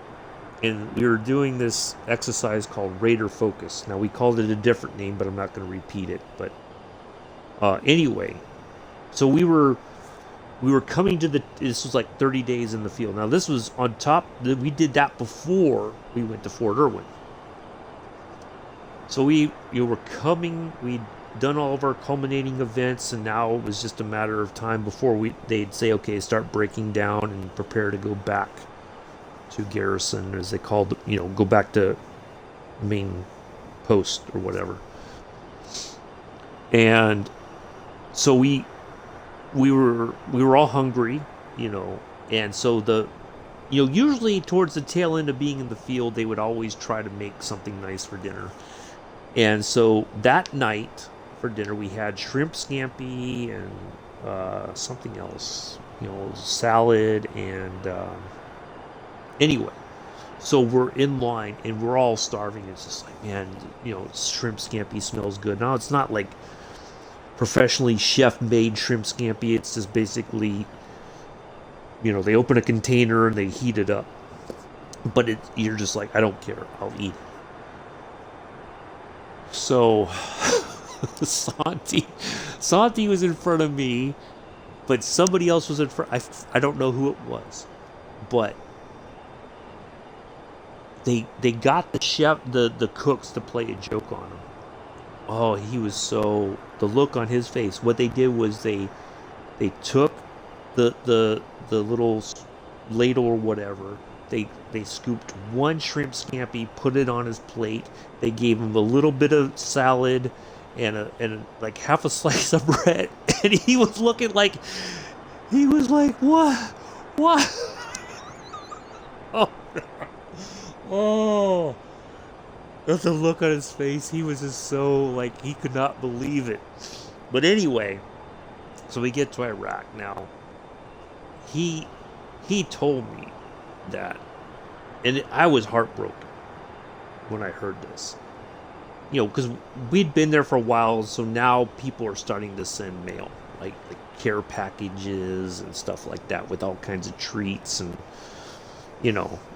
just stuff from home, just to kind of make you feel good. Like lots of beef jerky and cookies and all kinds of stuff. So a couple weeks goes by and I don't hear Santi's name is never called for mail call to say that he has a letter, package, anything, and I'm just like, how is that possible? So I asked him, I said, why haven't you gotten any mail? He said, I've never gotten mail on deployment. Nobody ever sends. And now, the worst part of this, the absolute worst part of this was that he was married. And his wife was not sending him jack shit. Pardon my French. At all. Nothing. And I was just like dumbfounded. Like, how? Why? What? So I said, nope, that's going to change. And so I didn't tell him that. I just thought that in my mind. I didn't tell him. I wanted him to be surprised. And so what I did was I got on Facebook Messenger. I messaged my mom. I messaged whoever I could think of. I said, here's his name, same address as mine. Start sending him some stuff. And the first, I think my mom was the first. She put a package together for him, and she mailed mine and his out at the same time. And so when his name got called, or they let people, like your name goes up on a board, but usually word gets around that you have mail. He thought that people were messing with him. He's like, I don't have any mail. No, you've got mail. Honestly, no, I don't. So finally he was like, all right, fine. I went up there, and he was like in near tears that he got a package on deployment from somebody in the United States. And he was like, thank you. And I said, dude, as long as we are here, you will always receive something. I promise you. And the rest of the deployment, every so often, somebody I knew back in the States would send him a care package, and it just made his day. And I was like, there you go. So yeah, I could not believe that he was married and his own wife didn't even send him anything on any deployment. This has been going on he'd been deployed many more times than I had been. And I was just like, no, that's going to come to a stop right now. So, yeah. But no, I've always wanted to go and see what it's like there. But the crazy part, I think, is that trying to plan the trip around all the storms and all that. That's the difficult part. Like, I would not want to be caught in the island in a hurricane or something like that. That would just be too miserable. But, yeah, I would like to go. I'd like to go visit Jamaica, too. So there's lots of places I would like to go, but, yeah. Yeah. I haven't talked to Santi in a while. Every so often I hear from him, but, yeah. That just, nope. I was like, no, that's not going to happen while we're here together. No, sir. Yeah, I used to always get with him. we worked different shifts because we'd have we were in the same section. We were all evac medics, or him and I were. And but we worked. Oh.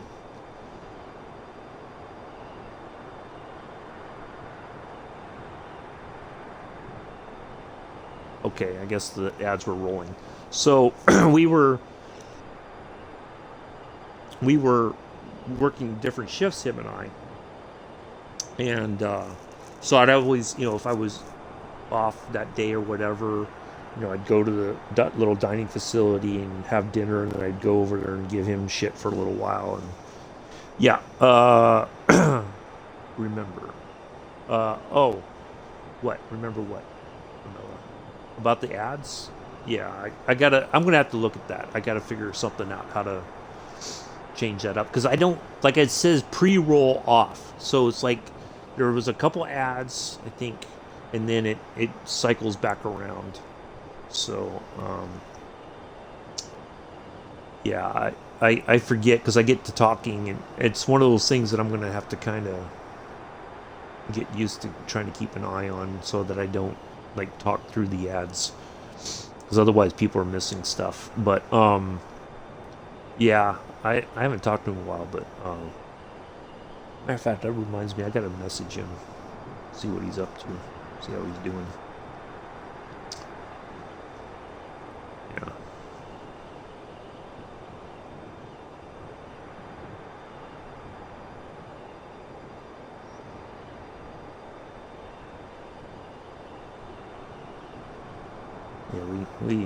Yeah, I miss him. He's between him and my buddy in Vegas.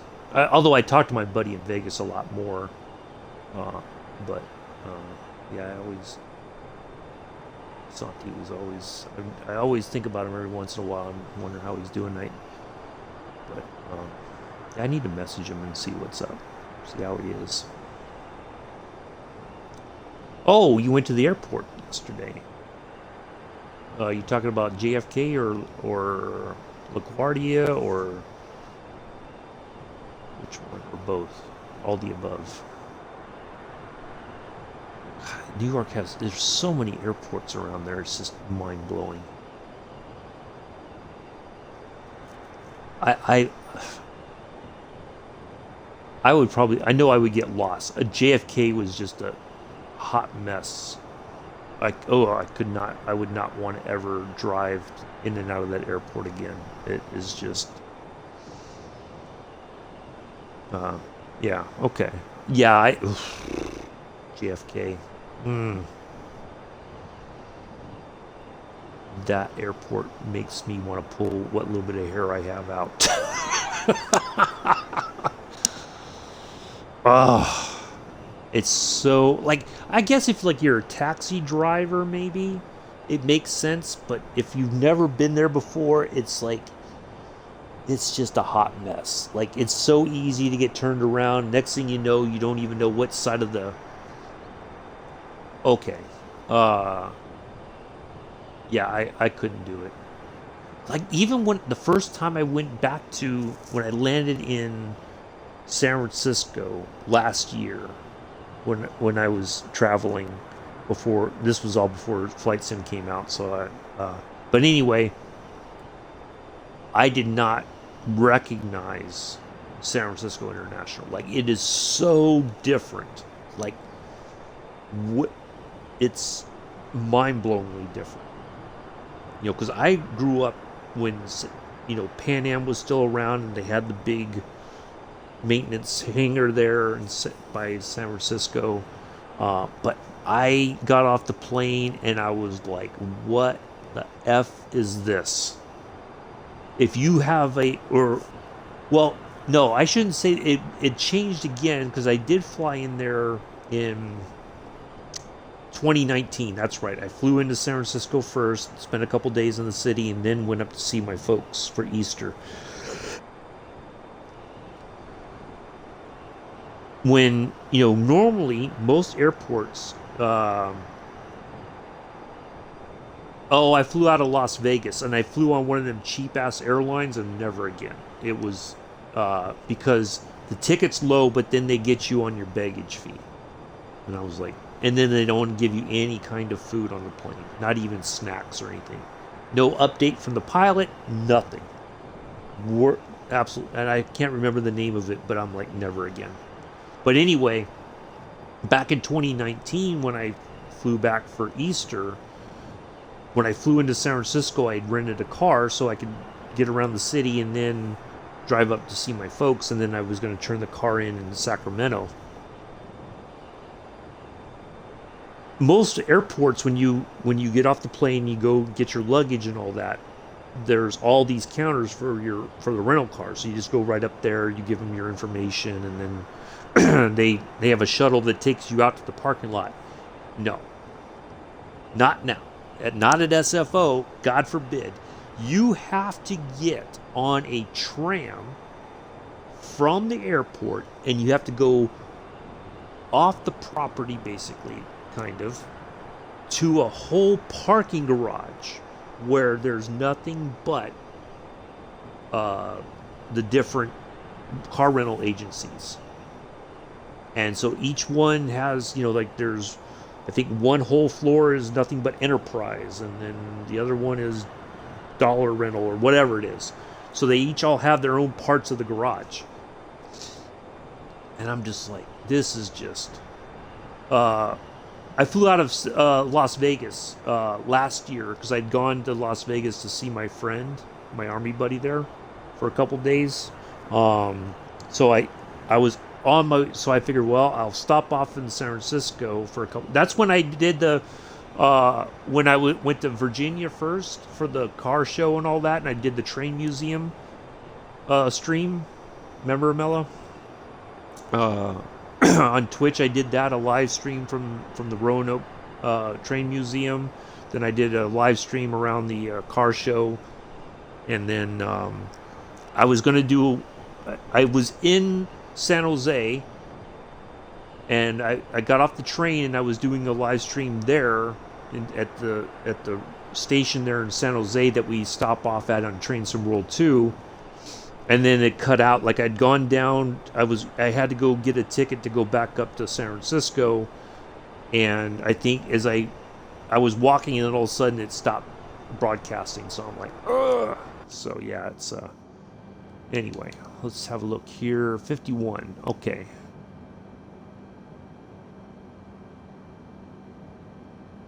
So yeah.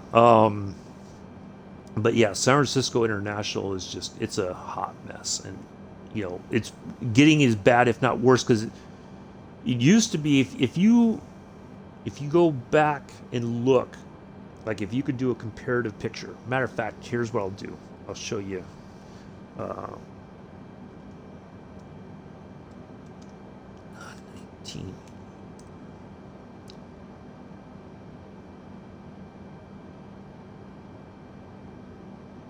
How it looked. See if I can't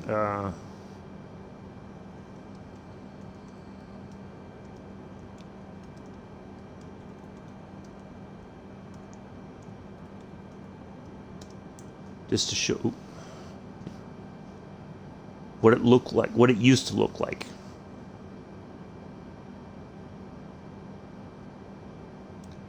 Let's see.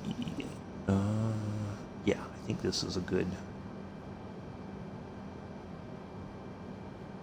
So here is a link to this is what San Francisco International Airport... Oh, I picked up Doris from there. She flew into into JFK from Mexico. And then she had it was like forever for her to go through customs and all that. So that, if you click on that link, that is what the airport looked like back in 1981. And compare it to this.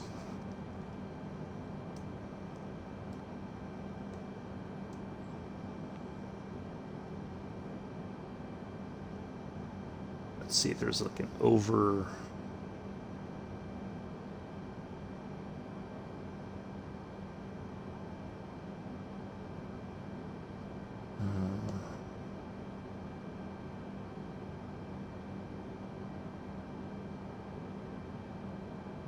I'm trying to find a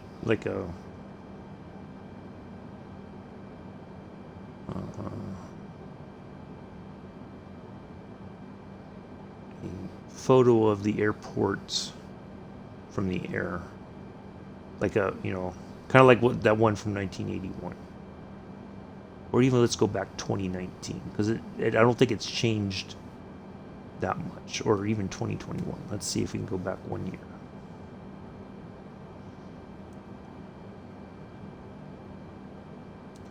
They may not allow, maybe for security reasons, they don't allow those kinds of pictures anymore.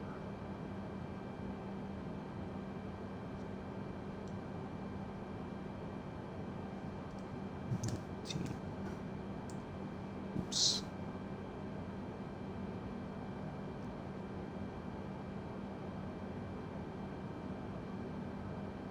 Let's see. All right, maybe this one. Yeah. Let's see. I'm trying to find a better picture here.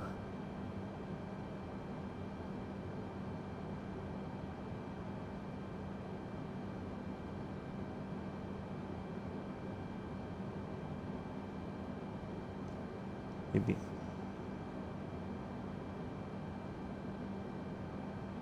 Yeah, this is kind of a better.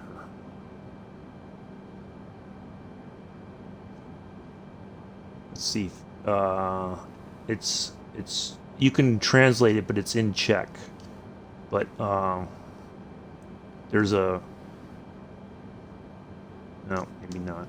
Hold on a second. I'm trying to. Thought I had a picture, good picture here.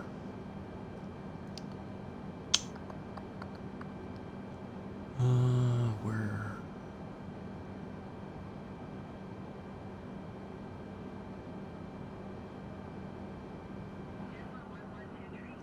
Oh.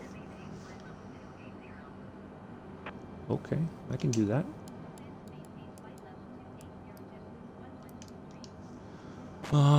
Let's see here. Trying to. I thought there would have been a.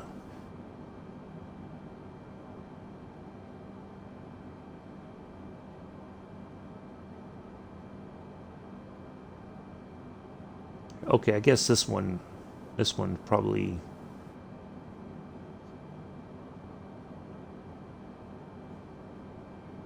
Yeah, here you go.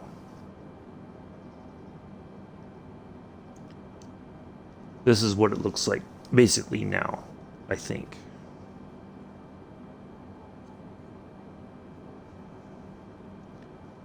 All right, Patrice. She flew from Mexico City. Yeah.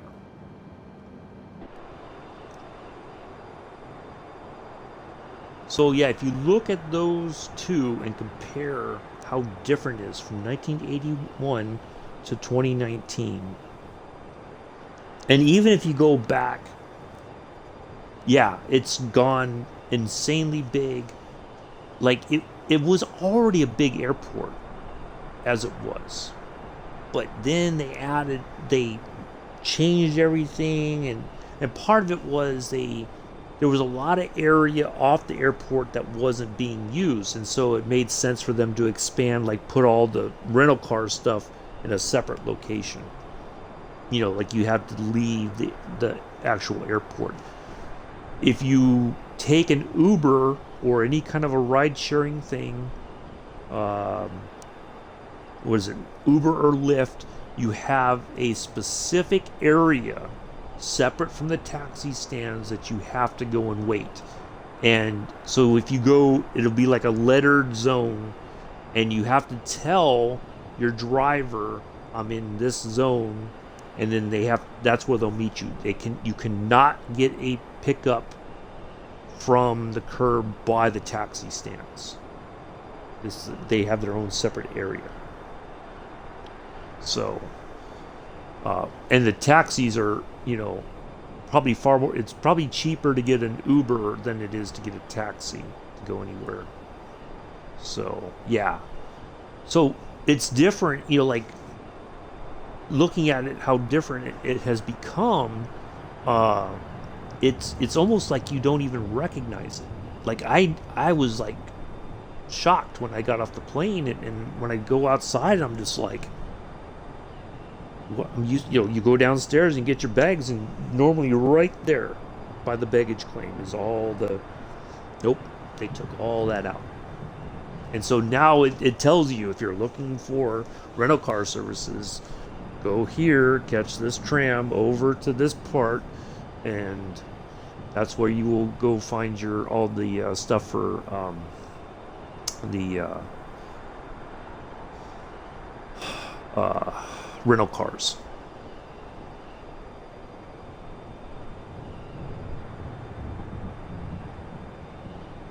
So yeah, it's very strange. But yeah, when she flew from Mexico City, it was a long flight because I think it was non-stop from Mexico City to JFK. She got off the. She let me know she was off the plane, and then it was like it. Then it was like this long wait to get through for her to get through customs because there was a lot of people on that flight, and you know there was other international flights, so they're trying to get everybody through as quickly as they could. But it was just like I sat there and waited probably an additional 2.5 hours for her, you know, or something like that. I was just like, what happened? And my biggest fear was that she had walked by and I didn't know that she'd walked by. Like, you know, because there was a lot of people around. So I'm just like, did I miss her? So I was trying to message her, like, hey, where are you? Are you still in line? Yep. I'm like, what? Wow. So yeah, it was a very long wait. All right, let's change that.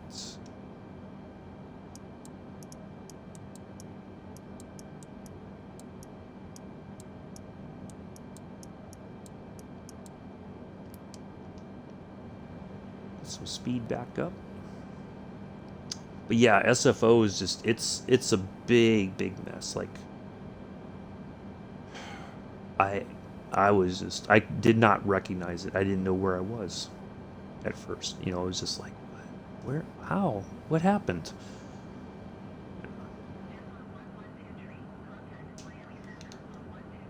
All right, so we're already starting to descend. We're almost at our arrival part of the flight. I think I'm going to take a quick break for a second, folks. I'll be right back. Sit tight. I'll let you keep an eye on the outside for a bit.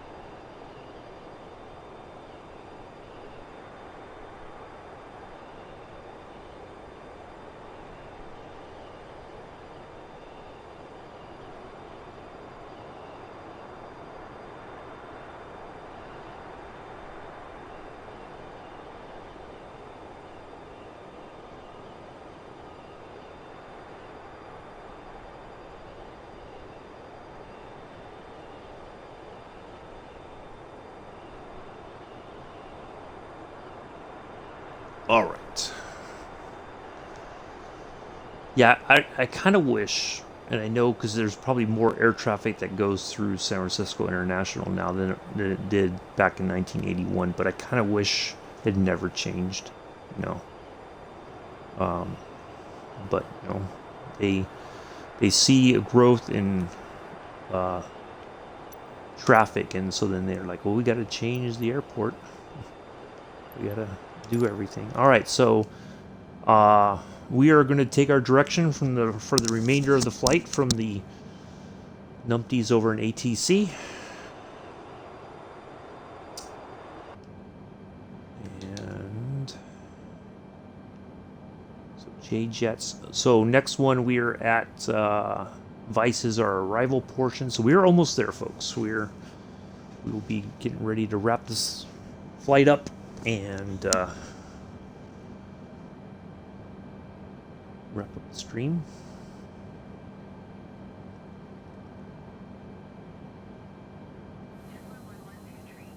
There we go.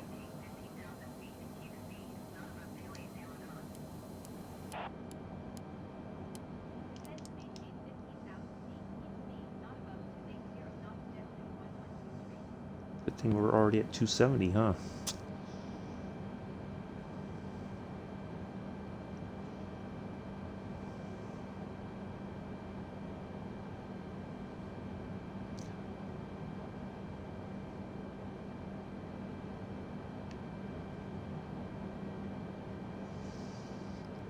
hopefully everybody's enjoyed the flight today and the chit chat.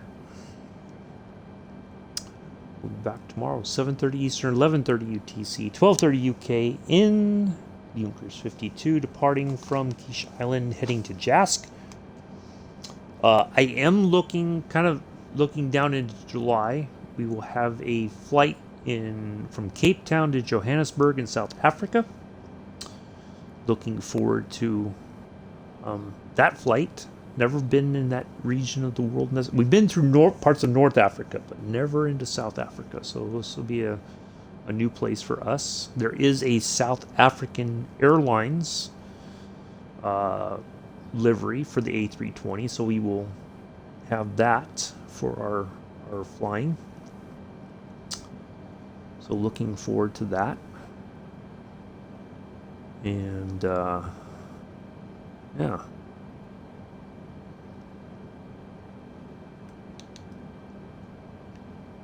All right, so that's why we're okay. Oh, we gotta change the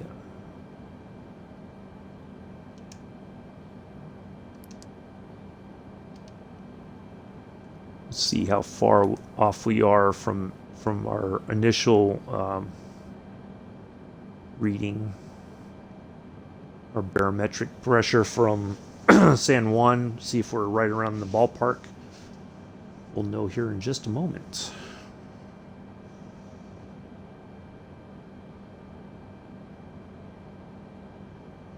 And we'll keep updating our barometric pressure all the way to final approach. Let's go ahead and start slowing down as well.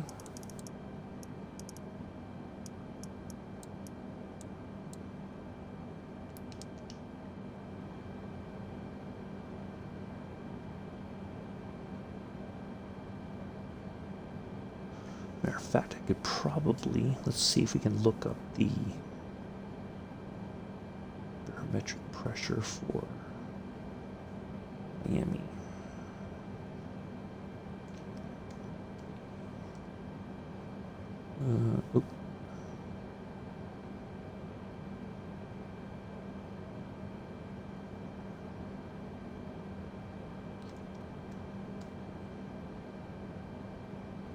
International 3001. No, 3010.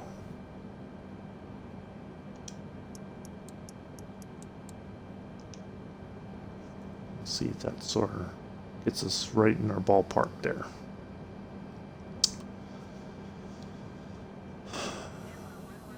There we go. All right, now we're going to really have to slow down.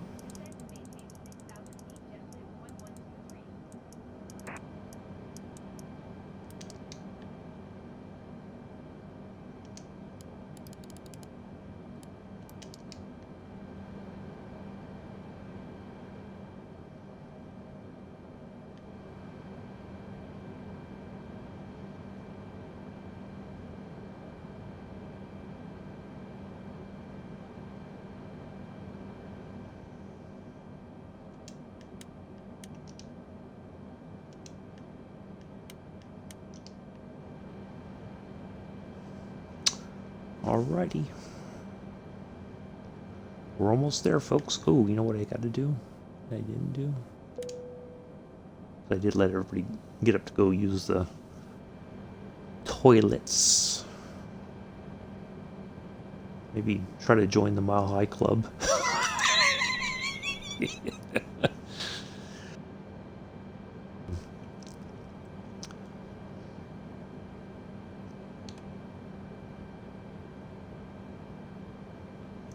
Get some flappage down.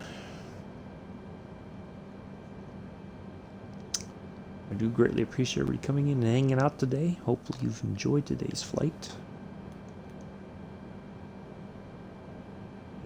Yeah. I couldn't pass up the chance.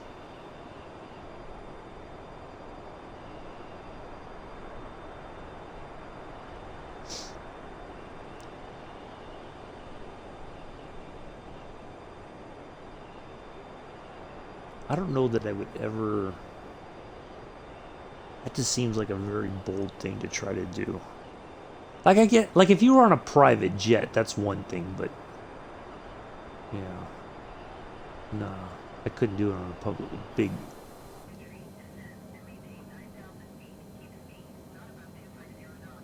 Wait a minute, why are we going... Okay, well...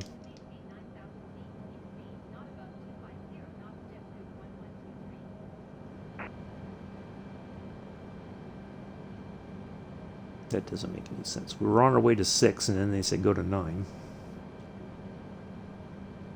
I guess maybe they wanted us to dump altitude very quickly, and then they were like, oh, change it to this now.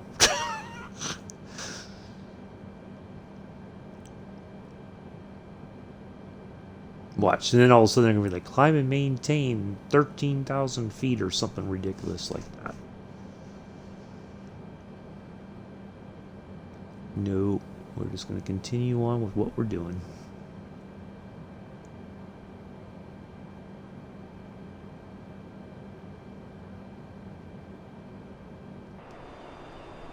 So yeah, we did really good on gas. We're not completely out. Hello, Skip. How are you? Nice to see you here. How you been?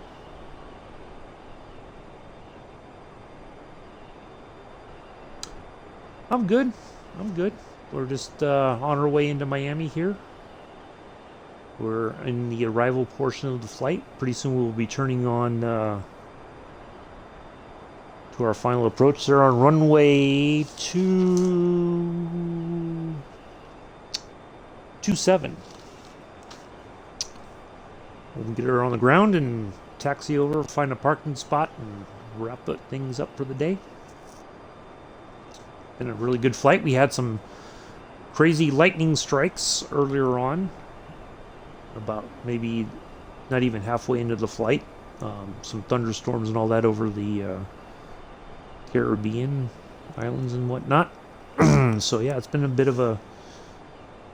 It's been crazy, but we're almost there. We're almost at the end.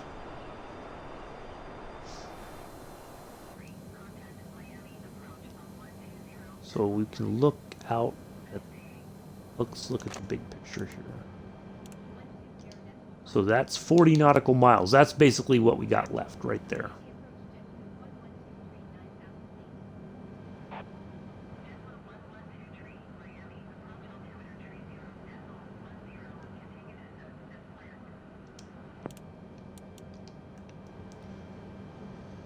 Yeah, we've got a...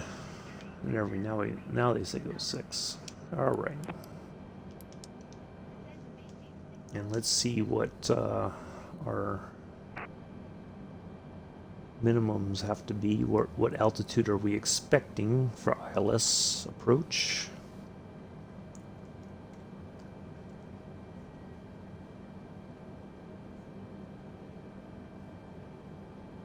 ILS 27. We have to be at 5,000 feet. So we're almost at our correct altitude for our approach into Miami. I need to...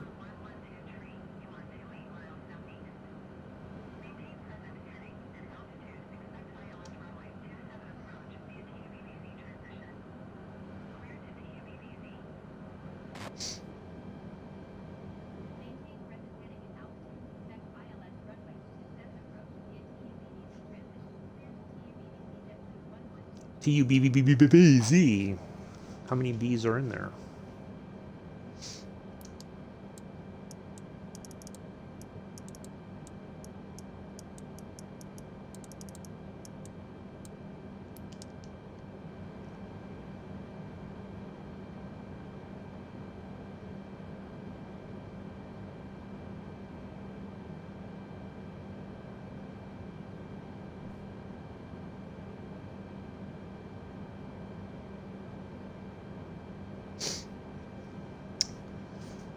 All right. So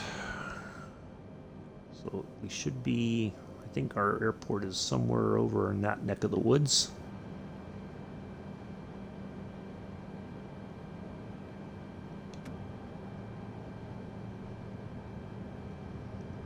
Been a couple weeks since my last flight. Been busy or too tired to fly. Yeah.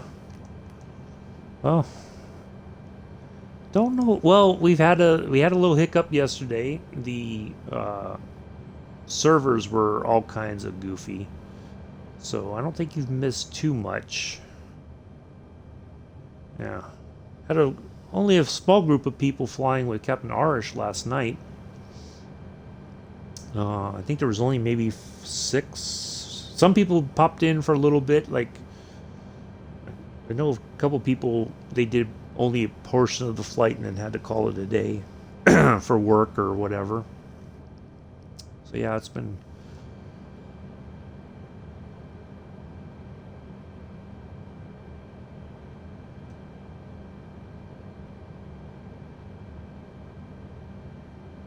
See, it's saying we should be at 6, but I know we should be at 5. And I can't request a lower.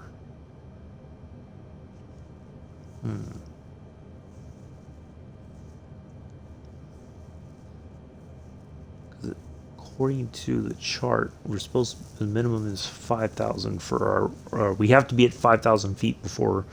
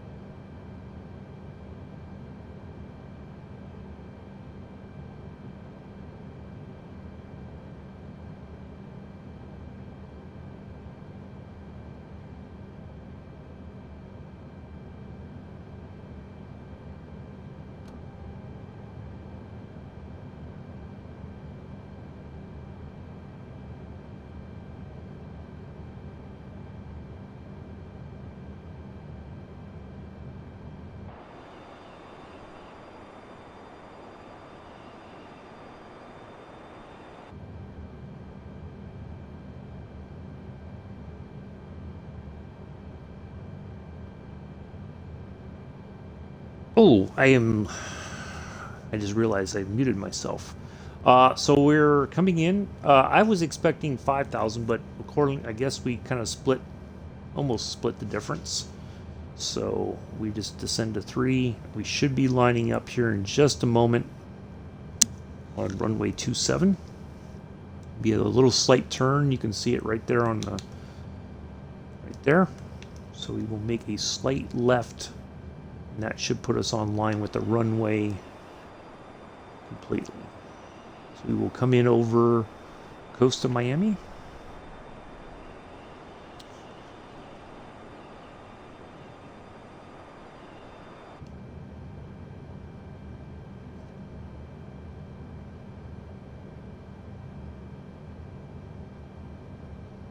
Once we turn, I will drop the gear.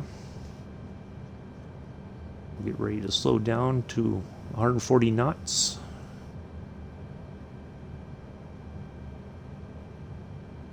I think what I'm going to do is I'm going to go ahead and activate the ILS system so we get the diamonds lining up when we're ready. There is a localizer, so we'll hit the localizer and then the approach, and we should be set.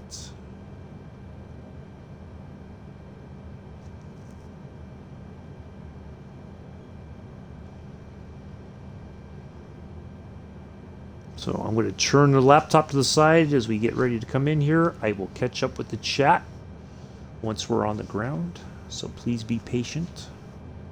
I will get to your message once we have slowed the plane down and got off the runway.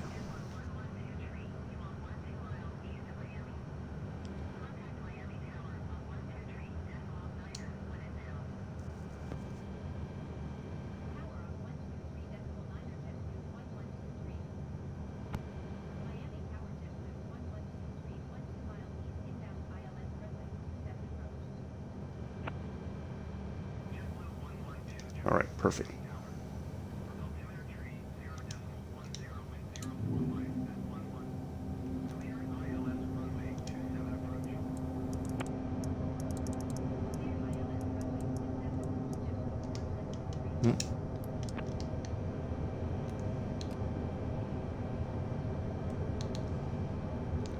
Okay, so looks like our first diamond is almost lined up for localizer. Yep, all right, let's get that. And then we're waiting on the other diamond to move back up. Not down, up, up, up, up, up. Killing me, Smalls. Come on.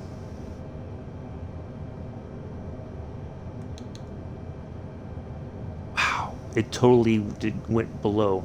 What in the world? Okay, this is not, something's not right here.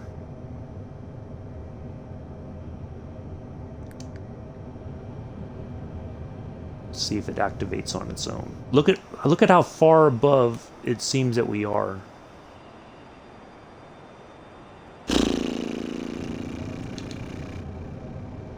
Wow, okay, and now the localizer's offline. Okay.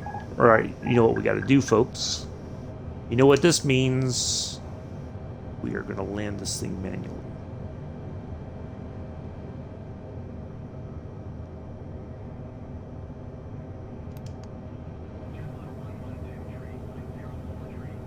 No, we were gonna miss that one, and I'm not gonna go around. I would barely have enough fuel for it, so no, we will land it ourselves.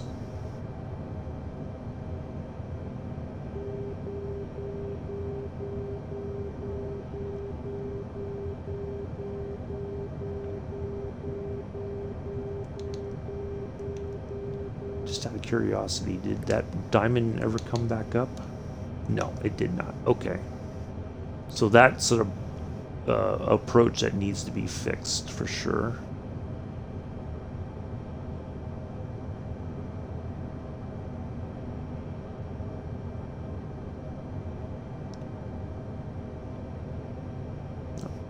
We got this. We have the technology. We can go slower, farther, for far cheaper than $6 million. It's the $1.50 man.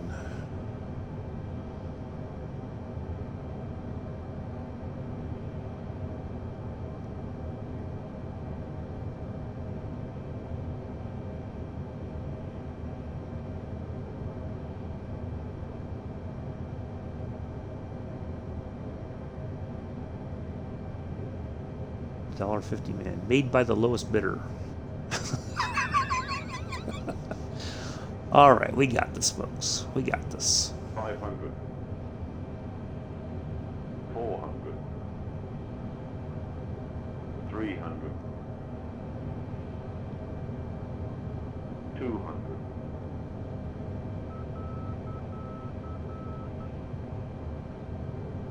100. 60, 50, 40, 30, Come on, plane, settle down. Get down. 20. Retard 5. There we go. We made it. On behalf of myself and the entire flight crew, we'd like to welcome you to Miami International Airport. Local time is 10 a.m. We understand and appreciate the fact that you have many options when it comes to your Microsoft Flight Simulator live stream viewing pleasures. And we're glad that you chose to fly with us today. Do join us tomorrow, 11:30 Eastern. No, 7:30 Eastern, 11:30 UTC, 12:30 UK in the Junkers 52. Continuing service to Jask.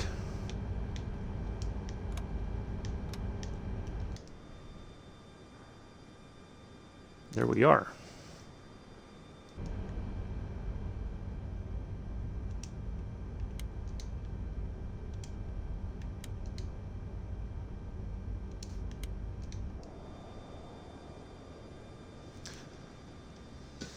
Oh, thank you. Appreciate that, Bella. Appreciate that, Skip.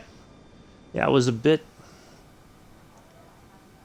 You never know. It's like sometimes everything works, and then other times it's like it's not going to work. You just never know which one is it going to be. How about you contact ground on 121 decimal 8?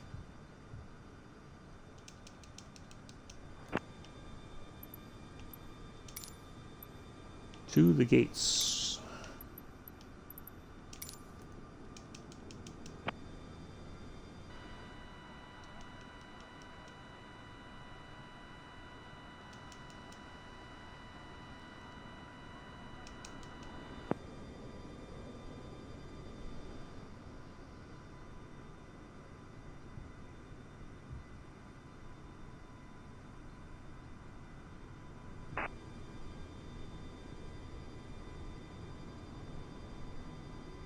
Yeah, I had a feeling that something wasn't right when, even at 3,000 feet, we were not where we should have been in order for us to capture all the ILS information. Localizer was fine, thank you, Jody.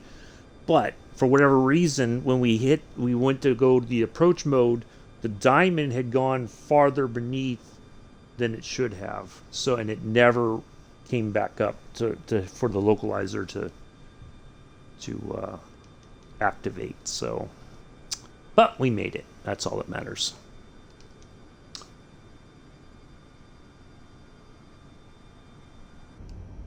Not always easy to hand fly a A320, but did.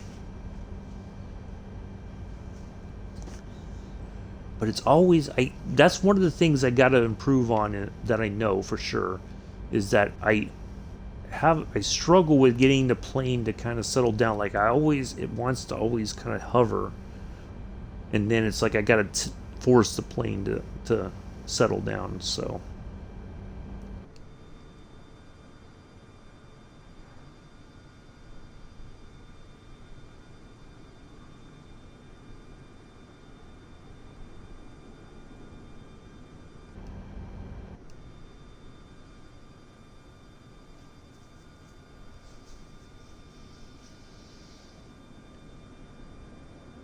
now, I always remember those first landings, though. Poor Mick, he was gonna pass out a couple times, I think.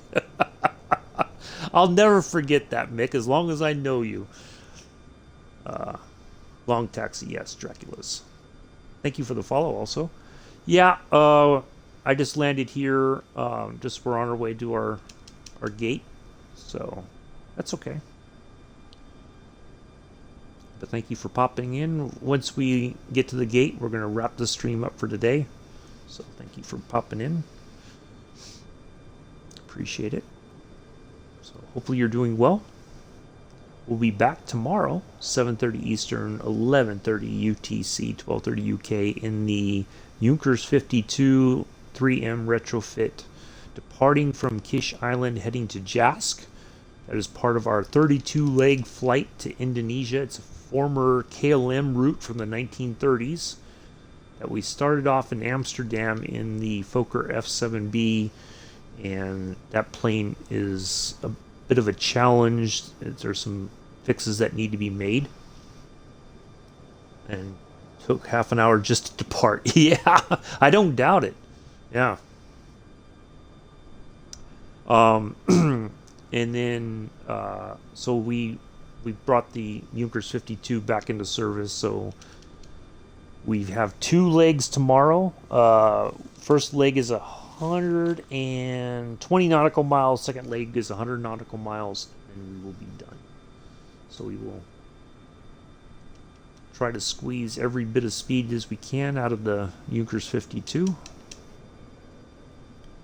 on our way to Jask. Try to get there as quick. Oh, not too far. Oh, so we're only right here. That's not too bad. At least it's not on the other side of the airport. So yeah, good stuff. Let's see if the jetway connects once we pull up. It automatically does it. Sometimes it does, sometimes it doesn't. I think what I'm going to do, I'm going to kind of make my own way. We're going to turn left here. And then we'll turn right into our parking spot there. Just so we have a little bit more room to line up.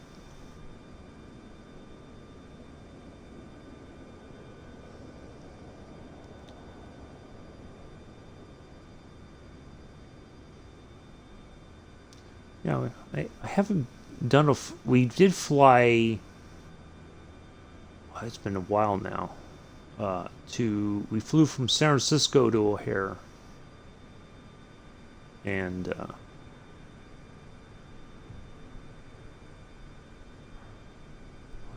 I'm just gonna, why would I go all the way around there? That doesn't make any sense. I guess that's the legit taxiway, but we just kind of make up our own rules every so often.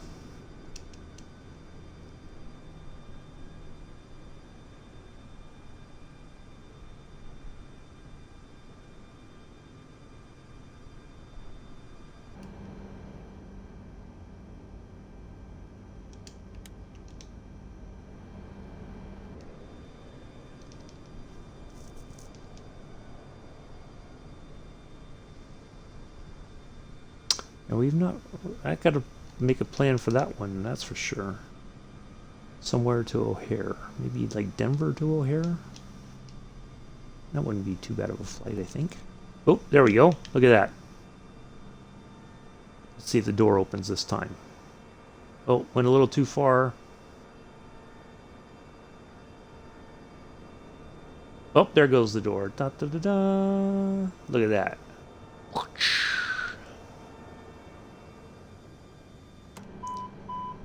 All right, there we are.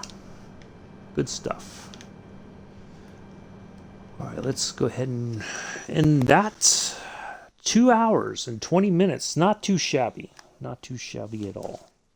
I like it. We'll wait for the stream to catch up there on Twitch. So I do greatly appreciate everybody coming in today, hanging out. Thank you again, Draculas, for the follow. And I will see you all. I'm just waiting for this thing to catch up here. So yeah, 7:30 Eastern. I keep saying it. I'll kind of repeat it a few times in case anybody's not listening. So Junkers 52, leg 16 of our journey to Indonesia, former Dutch East Indies. Kish Island to Jask. 2 legs. Going to be a bit of a long one. And then Thursday we will be back in the F-15, going from Lockenheath to Ramstein, Germany.